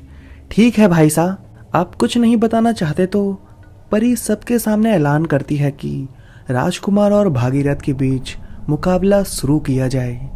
राजकुमार शंका के साथ मुकाबले के लिए आगे बढ़ता है। भागीरथ भी मैदान में मुकाबले वाली जगह पहुंच जाता है। भागीरथ अपने पास मौजूद बक्से को टटोलता है, अपने सिर पर बक्से का स्पर्श करता है और तैयार होता है मुकाबले के लिए। राजकुमार यह देख सहम जाता है। राजकुमार को इस बक्से की ताकत का अंदाजा होता है। मुकाबला शुरू होता है। भागीरथ आगे बढ़ता है और राजकुमार को उठाकर पटक देता है। इतनी ताकत से गिराता है कि राजकुमार फिर उठ ही नहीं पाते हैं। राजकुमार खूब कोशिश करते हैं पर उठ ही नहीं पाते हैं। राजकुमार सोच रहे होते हैं कि वो लोग बक्सा क्यों नहीं ले पाए। राजकुमार की हार और भागीरथ की जीत तय हो जाती है। तभी परी खुश होकर आगे बढ़ती है तो वह छोटी सी थैली नीचे गिर जाती है। थैली से वह सब बाहर आ जाते हैं जिन्हें परी ने कैद किया था। उन लोगों को अचानक देख सबके होश उड़ जाते हैं। राजकुमार और भागीरथ भी उनको देखकर चौंक जाते हैं। उनको देखकर राजकुमार गुस्से से आग बबूला होकर उनकी तरफ बढ़ता है। कहाँ मर गए थे तुम सबके सब? बोलो, चुप क्यों हो? पता है तुम्हारी वजह से कितना अपमान हो गया है मेरा, कितना कुछ भुगतना पड़ा है मुझे। अचानक से राजकुमार को होश आता है कि वह यह सब क्या बोल गया सबके सामने। परी कहती है कि बोलो भाई साहब, पूरी बात सबको बताओ, चुप क्यों हो गए? मैं बताती हूँ सबको। भाई साहब ने भागीरथ को हराने के लिए धोखे से उसके पास मौजूद बक्से को हथियाने की कोशिश की थी, जिसमें उनका साथ इन लोगों ने दिया जो अभी थैली से बाहर निकल कर आए थे। इनको मैंने ही कैद किया था। यह मुकाबला न्याय करने के लिए रखा गया था, अन्याय करने के लिए नहीं। राजकुमार बीच में ही बोल उठते हैं। क्या कहा आपने भाई साहब? आपके मुंह से न्याय और अन्याय की बात शोभा नहीं देती है। चारों तरफ सब यही चर्चा करने लगते हैं कि राजकुमारी के अंदर इतना बदलाव कैसे संभव है। यह राजकुमारी है भी या नहीं? उन्होंने तो एक क्रूर राजकुमारी को ही देखा था। राजकुमार इस मौके का फायदा उठाना चाहते हैं क्योंकि राजकुमार इस मुकाबले को राजघराने पर अपनी सत्ता हासिल करने के लिए जीतना चाहते थे, पर उन्हें सब कुछ अपने हाथ से जाता नजर आता है। तो राजकुमार सबकी हाँ में हाँ मिलाते हैं। हाँ, यह राजकुमारी नहीं है, कोई बहरूपिया है। यह इस राजघराने को बर्बाद करने के लिए यहाँ आई है। देखो, इसके पास यह जादुई थैली भी है। यह जरूर जादू जानती है, सब बर्बाद कर देगी यह। मुझे तो लगता है कि यह भागीरथ भी इससे मिला हुआ है। पता नहीं इस राजघराने की असली राजकुमारी को कहाँ छुपा कर रखा है। भाई साहब, कहाँ हो आप? राजकुमारी, कहाँ हो आप? राजकुमार यह सब बोलकर दहाड़े मारकर रोने का नाटक करने लगता है। सब जन उनकी बातों में आ जाते हैं। हाँ, यह हमारी राजकुमारी नहीं है, पकड़ो इसे। सारा मामला उल्टा पड़ जाता है। परी डर जाती है। सब लोगों को अपनी ओर आते देख परी भागीरथ को लेकर वहां से निकल जाती है। सब लोग उन दोनों का पीछा करते हैं, पर परी और भागीरथ वहां से भागकर निकलने में कामयाब हो जाते हैं। परी और भागीरथ भागते भागते थक जाते हैं। परी भागीरथ को रुकने को बोलती है। वह दोनों एक पत्थर पर बैठ जाते हैं। थोड़ी देर बाद परी को वह थैला याद आ जाता है जो सरपंच जी ने परी को उस किताब में आने से पहले दिया था। वह उसमें हाथ डालती है। परी को उस थैली में जो मिलता है वह उसे बाहर निकाल कर रख देती है। वह दोनों देखते हैं कि एक छोटा सा दिखने वाला वाहन नीचे रखने के बाद बड़ा हो जाता है। वह दोनों उस वाहन में बैठ जाते हैं।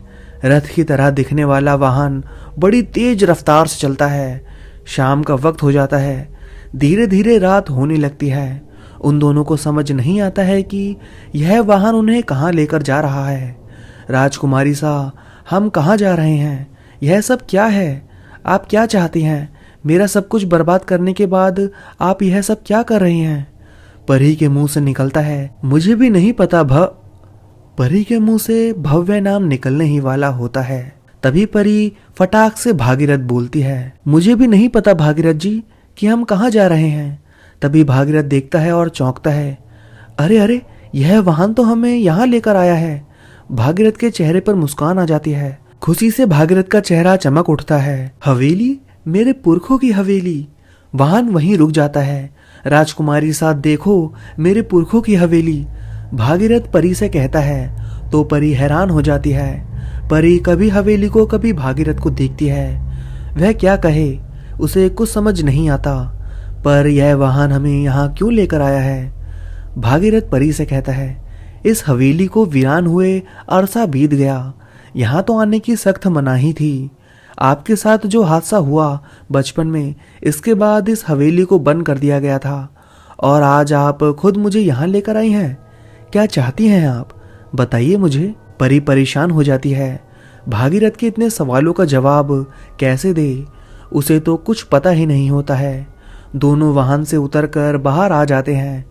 परी हवेली को देखती है, कितनी सुंदर है, कितनी अच्छी कलाकारी हुई है। परी हवेली में बनी कलाकारी को निहार रही होती है। तभी उसकी नजर हवेली के दाहिने ओर की गई कलाकारी पर जाती है। यह वैसी ही होती है जैसे कि गांव के हर घर में परी और भव्य ने देखी थी। परी हवेली की ओर जाने लगती है। भागीरथ भी उसके साथ हवेली की ओर चल पड़ता है। वह दोनों हवेली के बाहर खड़े होते हैं। परी आगे बढ़ती है और हवेली पर बनी कलाकारी को अपने हाथों से छूने की कोशिश करती है। भागीरथ यह देखकर तुरंत चिल्लाता है, रुको राजकुमारी। परी पीछे देखती है कि वह क्या कह रहा है। तभी परी का पैर फिसलता है और परी का हाथ सीधे दाहिने ओर बनी कलाकारी पर जाता है।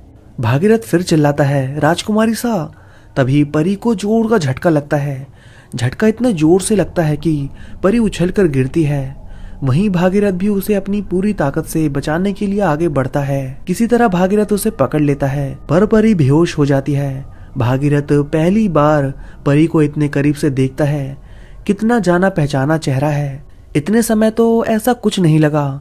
राजकुमारी सा को चोट लगी तो मुझे क्यों तकलीफ हो रही है, भागीरथ यह सोच रहा होता है और साथ में परी को बेहोशी से उठाने की कोशिश भी कर रहा होता है। परी को होश आता है। आह! परी अपना सिर पकड़कर उठती है। आप ठीक हैं? भागीरथ परी से पूछता है। हाँ ठीक हूं मैं, परी जवाब देती है। क्या हुआ था मुझे? यह सब क्या था? मुझे अचानक से झटका कैसे लगा? भागीरथ परी को यह सब बोलते हुए देखकर हैरान रह जाता है। यह क्या कह रही हो आप? आपको तो सब पता है, फिर भी आप यह सब क्यों पूछ रही है? आपको हवेली के पास नहीं जाना है। आपके साथ जो बचपन में हादसा हुआ वह भूल गई क्या आप? अगर आप हवेली के पास गई तो आपकी जान भी जा सकती है। यह सब भूल गई क्या आप? परी को कुछ नहीं सूझता। वह तुरंत कहती है, सब याद है मुझे, सब याद है। तो क्यों गई आप हवेली के पास? हवेली के पास गई तो कुछ नहीं, हवेली को छूने की कोशिश भी की आपने। याद नहीं है क्या? इस हवेली को सिर्फ उसके असली हकदार ही छू सकते हैं। आपके पिताजी ने जो इस हवेली को हड़पने के लिए साजिश की थी, उसका अंजाम कितना बुरा हुआ था शायद आपको वह भी याद नहीं होगा। मेरे पूरे परिवार को उन्होंने जिंदा जला दिया था। मेरा परिवार मेरी आंखों के सामने तबाह हो गया था। नहीं भूला हूं मैं यह सब। अंतिम समय में मेरी माँ के मुख से जो आपके परिवार के लिए श्राप निकला, उसका नतीजा आपके पूरे परिवार को भुगतना पड़ा। आपका पूरा परिवार तबाह हो गया, खत्म हो गया। आप और आपके भाई साहब बेकसूर थे, नादान थे, तो बच गए। यह सब याद है या नहीं? हाँ हाँ सब याद है, परी कहती है। कुछ नहीं भूली हूं मैं, परी हड़बड़ाते हुए जवाब देती है। याद है तो क्यों उस पवित्र निशान को हाथ लगाने के लिए आगे बढ़ी थी आप? मैंने रोका भी आपको, पर आपको सुनना नहीं था। भागीरथ गुस्से से परी से यह सब कहता है। परी बात को पलटने के लिए कहती है कि मैं तो बस दूर से ही यह सब देख रही थी। इस हवेली के द्वार को कितना अद्भुत है, कितना सुंदर है। यह कैसे खुलेगा? कोई जगह नहीं दिख रही है जहां से यह खुले। भागीरथ हंसता है परी के सवाल पर। क्या हुआ, आप हंस क्यों रहे हो? आप सब कुछ भूल गई हैं, भागीरथ परी से कहता है। यह द्वार मेरे अलावा कोई और नहीं खोल सकता, क्योंकि इस हवेली का इकलौता वारिस मैं हूं। यह देखिए, इस द्वार को मैं कैसे खोलता हूं।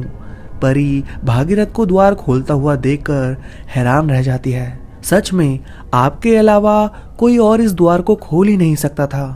परी के मुख से यह शब्द निकलते हैं। भागीरथ हवेली का द्वार खोलता है तो परी देखकर हैरान रह जाती है।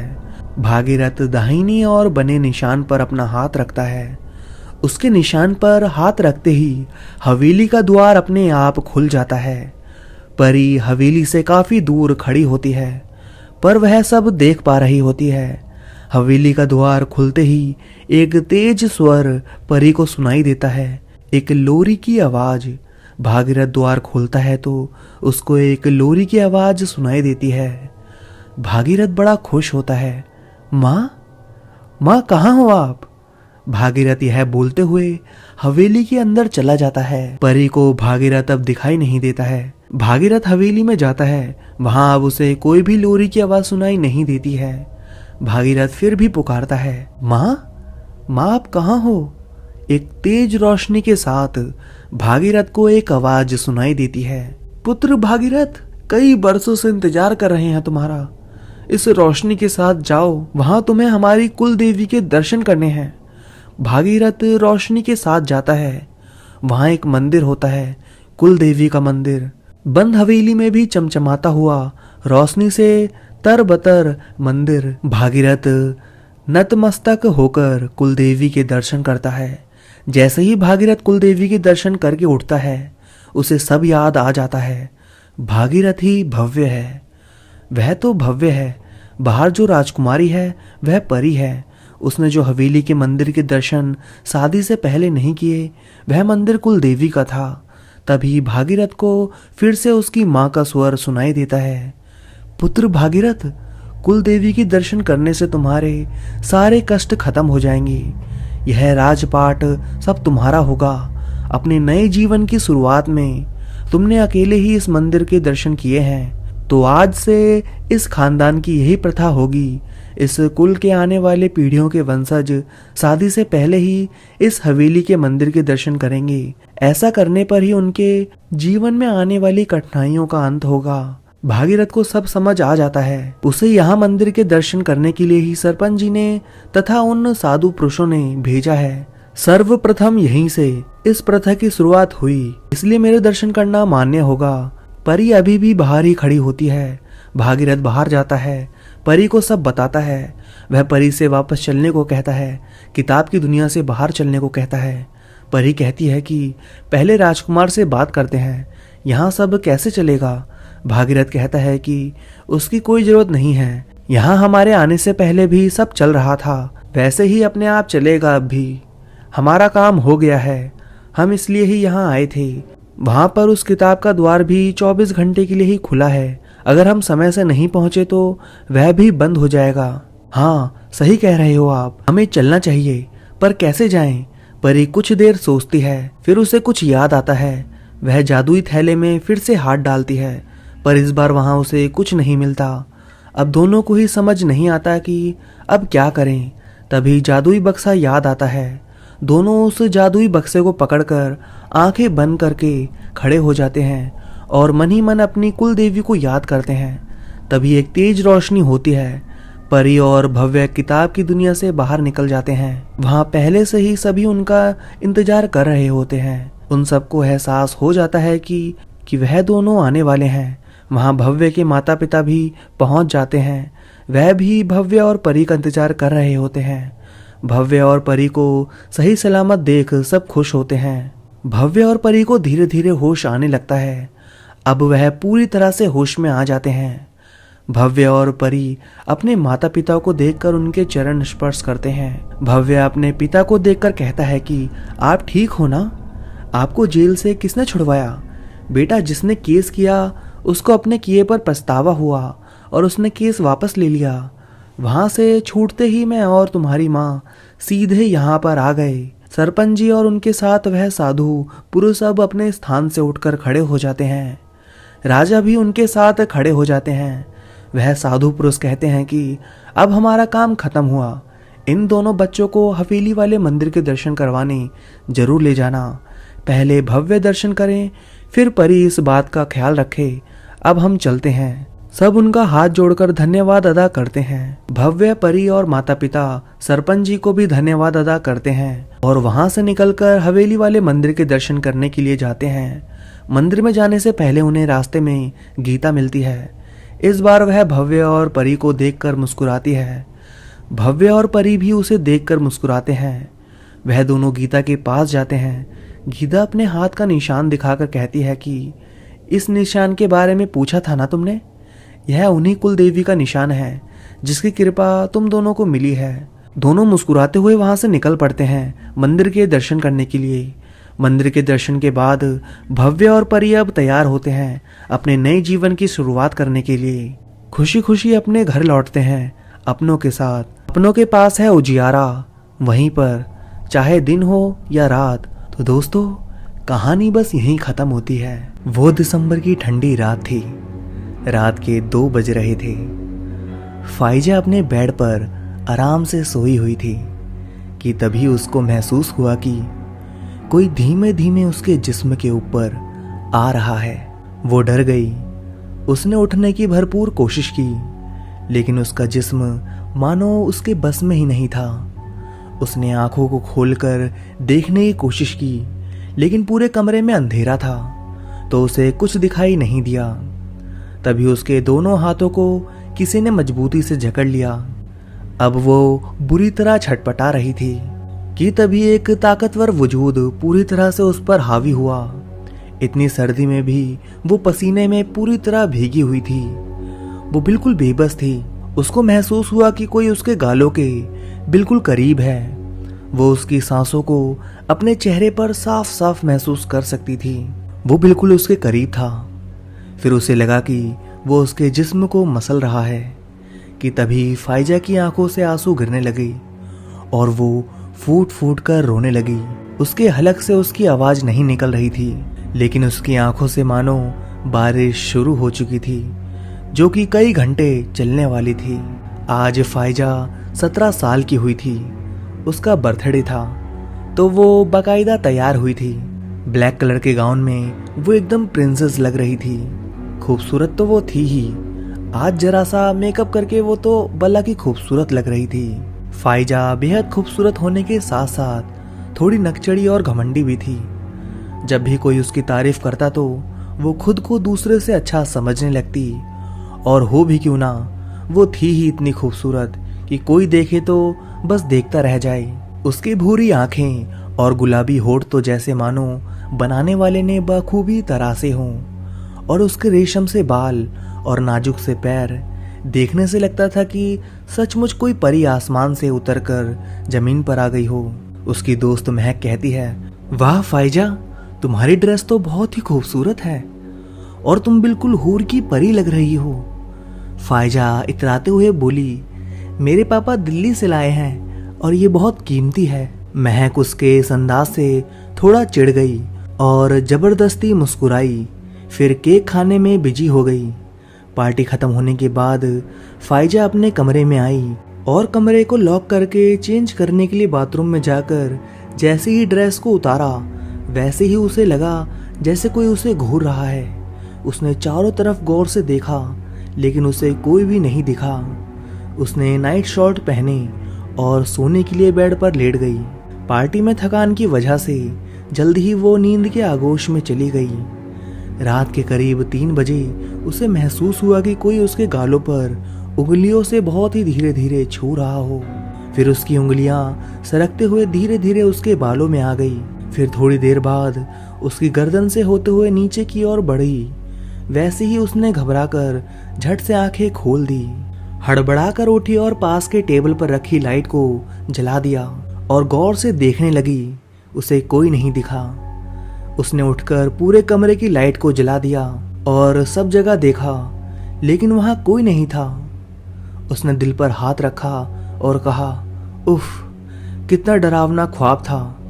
उसने फिर लाइट बंद कर दी और वापस आकर लेट गई। उसे महसूस हुआ जैसे कोई अभी भी उसके कमरे में है और उसे घूर रहा है। उसने फिर लाइट जला दी और कहा, शायद मैं ज़्यादा ही सोच रही हूँ, मैं आइंदा से महक की बातों में नहीं आऊँगी। फिर उसने लाइट खुली ही रहने दी और ऐसे ही सो गई, इससे बेखबर कि कोई अभी भी उसे देखे जा रहा था। फाइजा, फाइजा उठो बेटा। फाइजा की माँ फाइजा को उठाने की कोशिश करती है।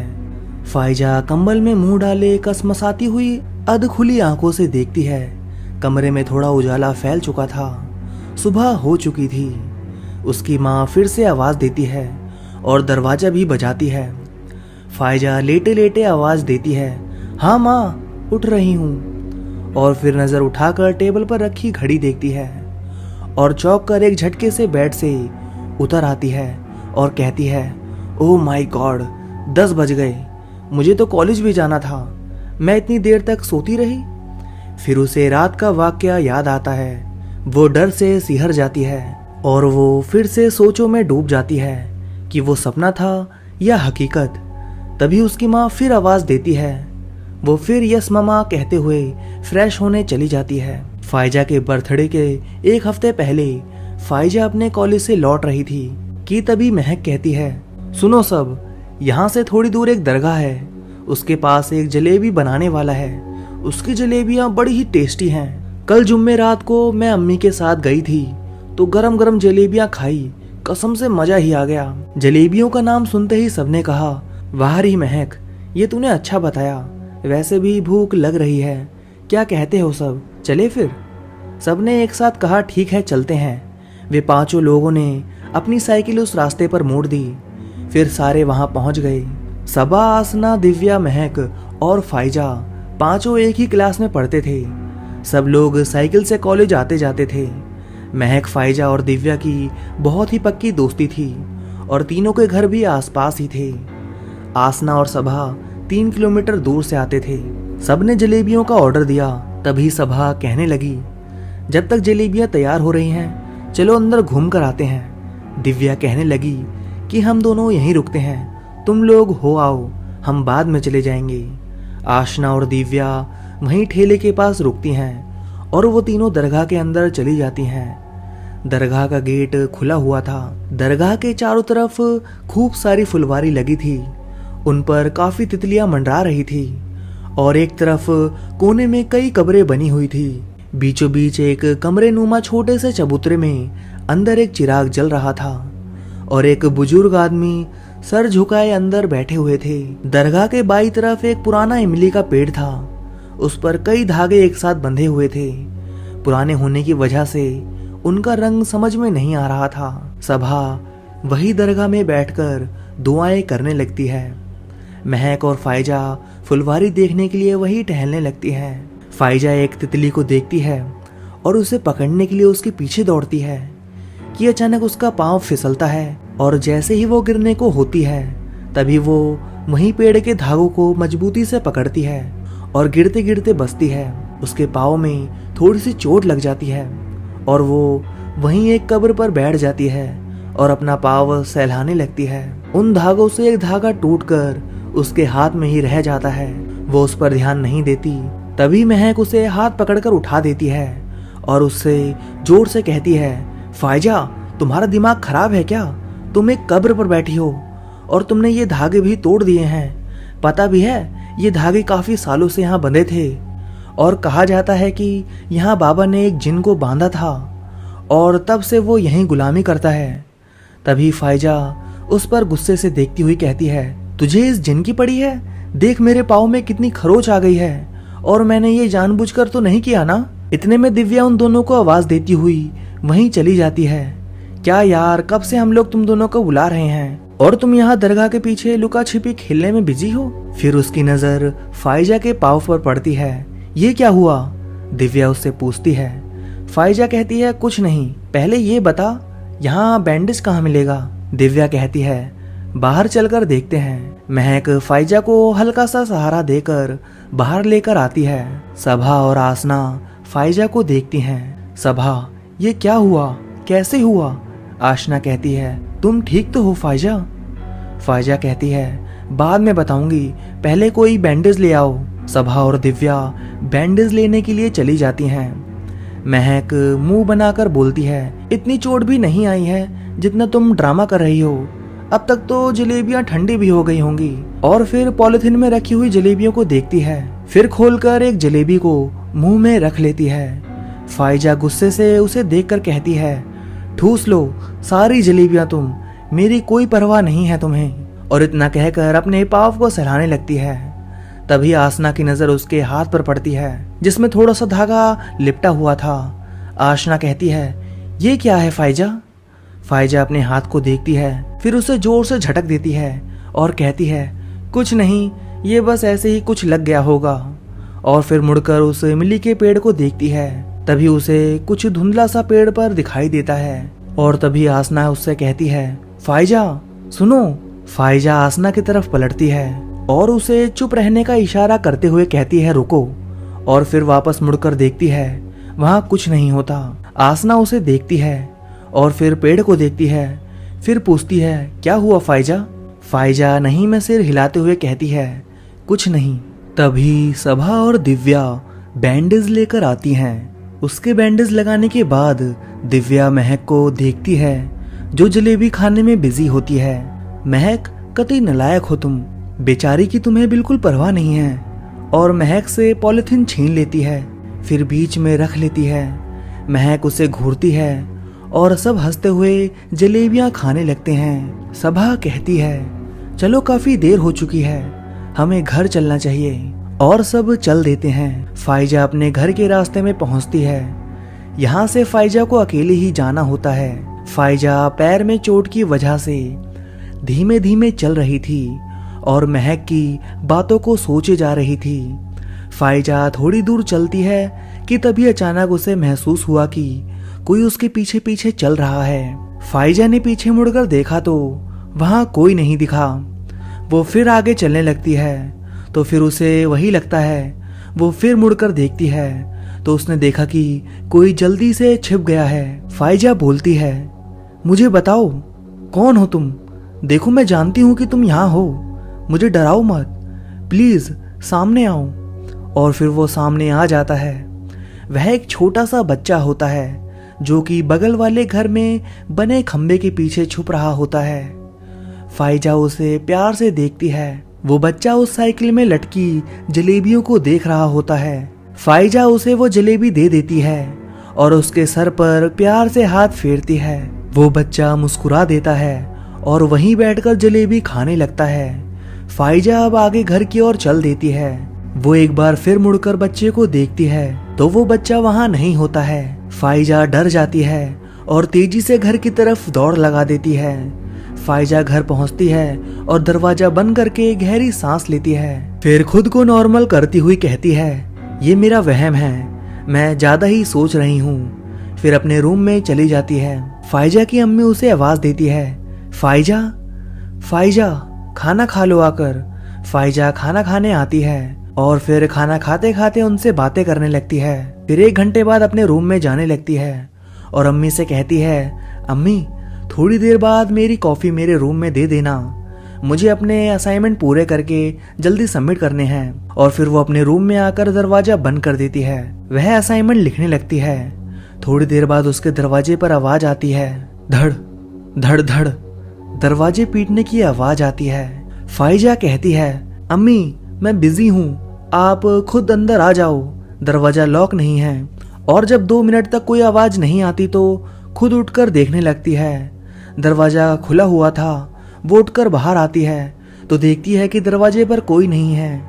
वो अपनी अम्मी के रूम में आती है तो उसकी अम्मी सो रही होती हैं। वो उन्हें जगाती है और कहती है, क्या हुआ अम्मी, आप अंदर क्यों नहीं आई?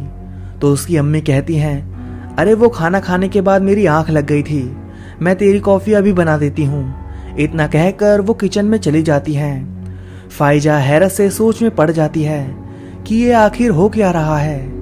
अगर अम्मी सो रही थी तो फिर दरवाजा किसने खटखटाया? अपना असाइनमेंट पूरा करने के बाद फिर वह सोने के लिए अपने रूम में आ जाती है। वो अपनी नाइट ड्रेस चेंज करके नाइट बल्ब ऑन करके अपने बिस्तर पर लेट जाती है और अपना फोन चलाने लगती है कि तभी थोड़ी देर बाद उसे महसूस हुआ कि कोई उसकी खिड़की के पास खड़ा होकर उसे देख रहा है। फाइजा ने तुरंत पीछे मुड़कर देखा तो वहां पर्दे हिल रहे थे। फाइजा डरती हुई धीरे धीरे बेड से उतरी और दौड़कर लाइट जला देती है। पूरा कमरा रोशनी से भर जाता है। वो पर्दे हटा के देखती है तो वहां पर एक धागा पड़ा होता है। फाइजा उसे उठाकर गौर से देखती है। फिर उसे याद आता है कि ये तो वही धागा है जो कि उसकी उंगली में फंस गया था, लेकिन ये यहाँ आया कैसे? इसे तो मैंने वहीं झटक कर फेंक दिया था। फिर वो उसे गुस्से से उठाकर डस्टबिन में फेंक देती है और लाइट बंद करके सो जाती है। रात के करीब 2 बजे वो देखती है कि कोई उसके बेड के करीब बैठकर उसके बाल सहला रहा है, उसे गौर से देख रहा है और फिर अपने दोनों हाथों पर उसकी ढीली सी पकड़ महसूस होती है। फिर कुछ देर बाद वह अपने चेहरे पर गर्म सांसें महसूस करती है। वो हिलने डुलने की कोशिश करती है लेकिन उसका जिस्म जैसे सुन्न हो गया हो। उसे किसी का हाथ उसकी गर्दन से होते हुए उसके सीने पर महसूस होता है और तभी उसे लगता है कि किसी ने उसकी गर्दन में धीरे से काट लिया हो। वो दिल ही दिल में रब को याद कर रही होती है और रब से फरियाद करती है कि या रब प्लीज़ मुझे बचा लो। उसकी दोनों आंखें भीग जाती है और तभी उसकी आंखें एक झटके से खुलती है और वो उठकर बैठ जाती है। फिर घबराकर लाइट ऑन करती है और चारों तरफ देखती है। उसके सिवा वहाँ कोई नहीं था, लेकिन उसका डर कम नहीं होता है। वो फिर दौड़कर अपने रूम से भागकर अपनी मम्मी के रूम में चली जाती है और जोर से दरवाज़ा खटखटाती है। वो लगातार दरवाज़ा खटखटा रही होती है।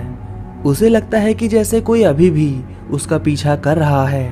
तभी उसकी अम्मी दरवाज़ा खोलती हैं और उसे इस हालत में देखकर घबरा जाती हैं। वो उसे अपने करीब करते हुए पूछती हैं, क्या हुआ फिजा बेटा, तुम ठीक तो हो? क्या हुआ है, कुछ तो बोलो। फिजा फिजा। और फाइजा रोते हुए अपनी मम्मी से लिपट जाती है। तभी उसके पापा उससे कहते हैं, फाइजा क्या हुआ, कुछ तो जवाब दो।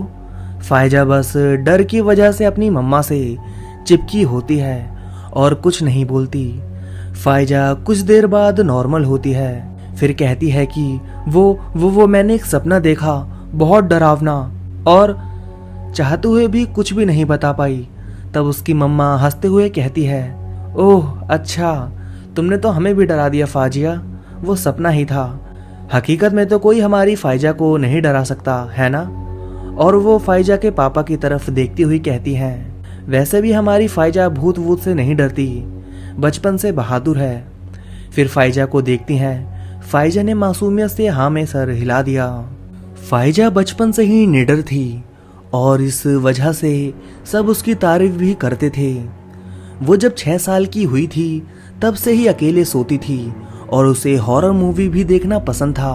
वो अपनी डरने वाली सहेलियों का मजाक भी उड़ाती थी और खूब हंसती थी। उसे कभी इन चीज़ों पर यकीन नहीं हुआ था, लेकिन जो आज हुआ था उससे वो काफ़ी डर गई थी। उसे समझ नहीं आ रहा था कि वो ख्वाब ही था या हकीकत। फाइजा को खुद अपना हुलिया देखकर शर्म महसूस होती है कि बस एक ख्वाब की वजह से उसने सबको इतना परेशान कर दिया। फाइजा सोचती है कि ये सब मेरा वहम है और वो फिर सर झटक कर अपने रूम में चली जाती है। रात में जब वो सो रही होती है तो नाइट बल्ब की हल्की सी रोशनी में कोई उसकी खिड़की के पास खड़ा होकर उसे देख रहा होता है।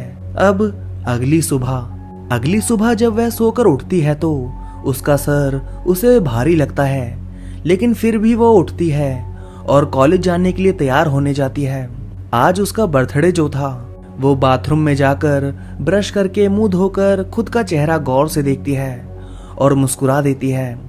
फिर अपने सारे कपड़े उतारकर शावर चलाने के लिए हाथ बढ़ाती है कि उसे अपने हाथ पर एक हल्का लाल निशान दिखाई देता है। वो उसे गौर से देखती है, फिर दूसरे हाथ में देखती है तो वैसा ही निशान दूसरे हाथ में भी था। वो डर जाती है और जल्दी से खुद को टॉवल में लपेटकर रोने लगती है। फिर बाथरूम को अच्छी तरह से चेक करती है, लेकिन वहाँ कोई भी नहीं होता। वो तय करती है कि वो ये निशान अपनी मम्मा को दिखाएगी और सारी बात उन्हें बता देगी।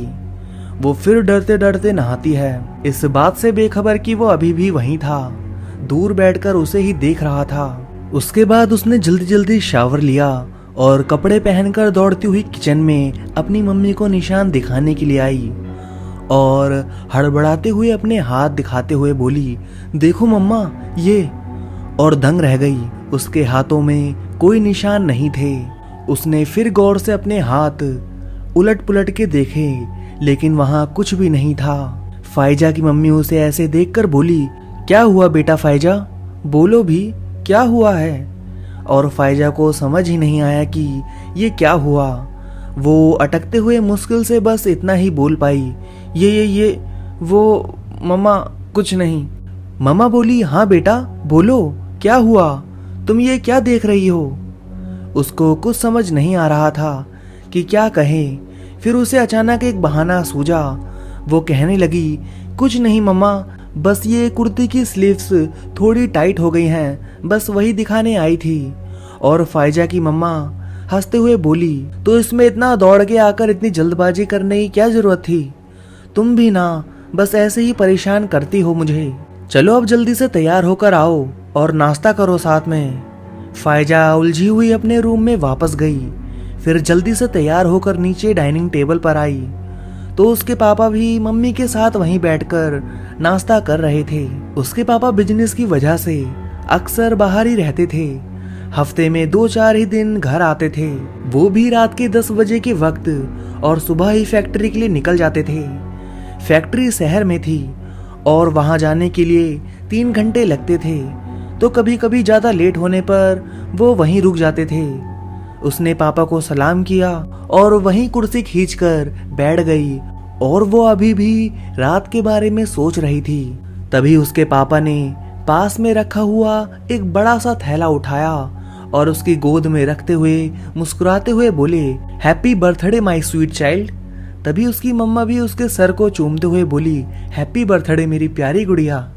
ये सुनते ही वो खुशी से खेल उठी और बोली, ओह पापा, I love you so much.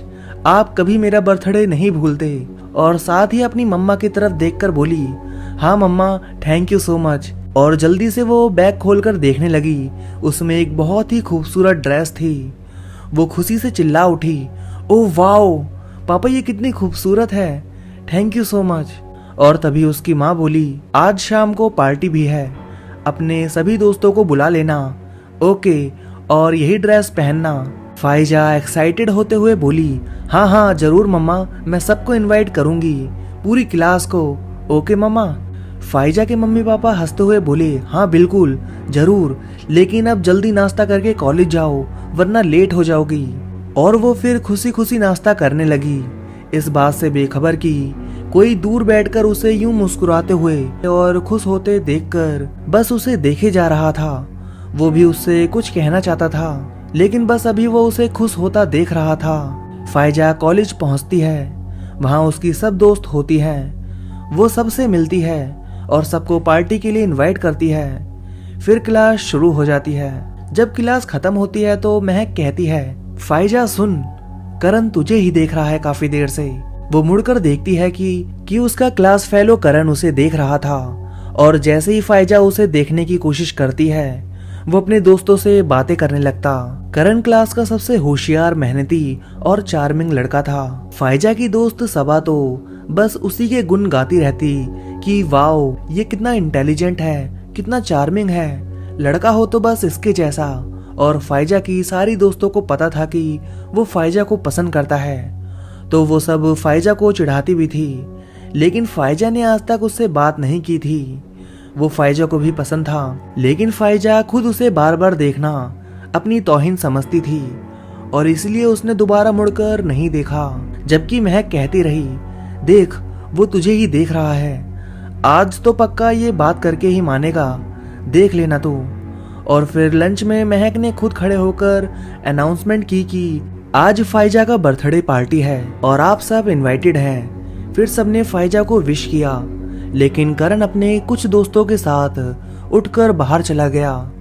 ये फाइजा को अच्छा नहीं लगा, लेकिन फिर भी उसने उस तरफ कोई ध्यान ना देते हुए अपने काम में बिजी हो गई और सबको सामने आने को कहने लगी। सारी क्लास खत्म होने के बाद जब सब घर जाने के लिए क्लास से निकलने लगे तो करण फाइजा के पास आया और कहने लगा, I am sorry Faiza for late wishing, wish you very happy birthday. और इतना कहकर वो रुका नहीं, बिना कुछ सुने बस सीधा डोर से निकलकर बाहर चला गया। लेकिन जाते जाते उसने फाइजा का थैंक यू सुन लिया था और वो मुस्कुरा दिया था। फाइजा उसे जाता देख जल्दी से थैंक यू बोलती है और इधर महक और सबा जो कि उसके बगल में ही खड़ी थी उसे छेड़ने लगी। ओहो, तो ये ऐसे बातें होती हैं मैडम की, हमें तो कभी नहीं बताया। और फाइजा वही अपने नकचढ़े अंदाज में कहती है, क्या नहीं बताया, क्या बकवास कर रही हो तुम सब, उसने बस बाकी सब की तरह विश ही तो किया है और ऐसा कुछ भी नहीं है, ओके। तभी महक मुंह बनाकर कहती है कि हाँ हाँ सही तो कह रही है, ऐसे ही तो विश किया है, अगर कोई प्यार व्यार का चक्कर होता तो कोई कहता कि जान। तभी फाइजा उसे गुस्से से देखते हुए कहती है, महक अब बस भी करो, बहुत हुआ मजाक, ऐसा कुछ नहीं है, अब तुम खामोश हो जाओ वरना मुंह तोड़ दूंगी मैं तुम्हारा। और तभी दिव्या कहती है, ओफो फायजा, बस भी करो गुस्सा। महक मजाक ही तो कर रही थी, अपना मूड मत खराब करो। आज तुम्हारे लिए स्पेशल दिन है, इसे ऐसे वेस्ट मत करो। फिर सब घर की तरफ चल देते हैं। फायजा घर आती है और अपने रूम में जाकर बेड पर लेट जाती है और फिर करण के बारे में सोचते हुए कहती है, हाँ वैसे जान कहकर भी विश किया जा सकता है। और फिर खिलखिलाकर हंस देती है। वो उसे वहीं बेड पर लेटकर उसे ऐसे देख रहा होता है।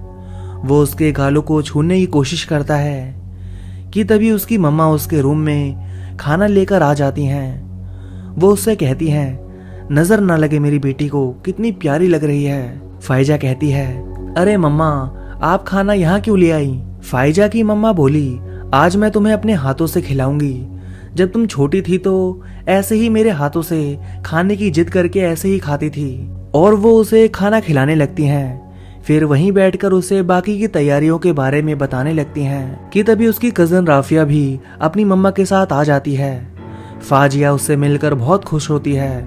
वो दोनों बातें करने लगती हैं। फिर थोड़ी देर बाद फायजा की मम्मा उसे तैयार होकर आने की हिदायत देकर नीचे आ जाती हैं। राफिया उसके तैयार होने में मदद करने लगती है और वो उसे वहीं लेटकर तैयार होते देख रहा था। वो उसे मुबारकबाद देना चाहता था लेकिन उसे डराना नहीं चाहता था। फायजा खुद तैयार होने के बाद राफिया से कहती है कि तुम भी तैयार हो जाओ, जल्दी पार्टी शुरू होने वाली है।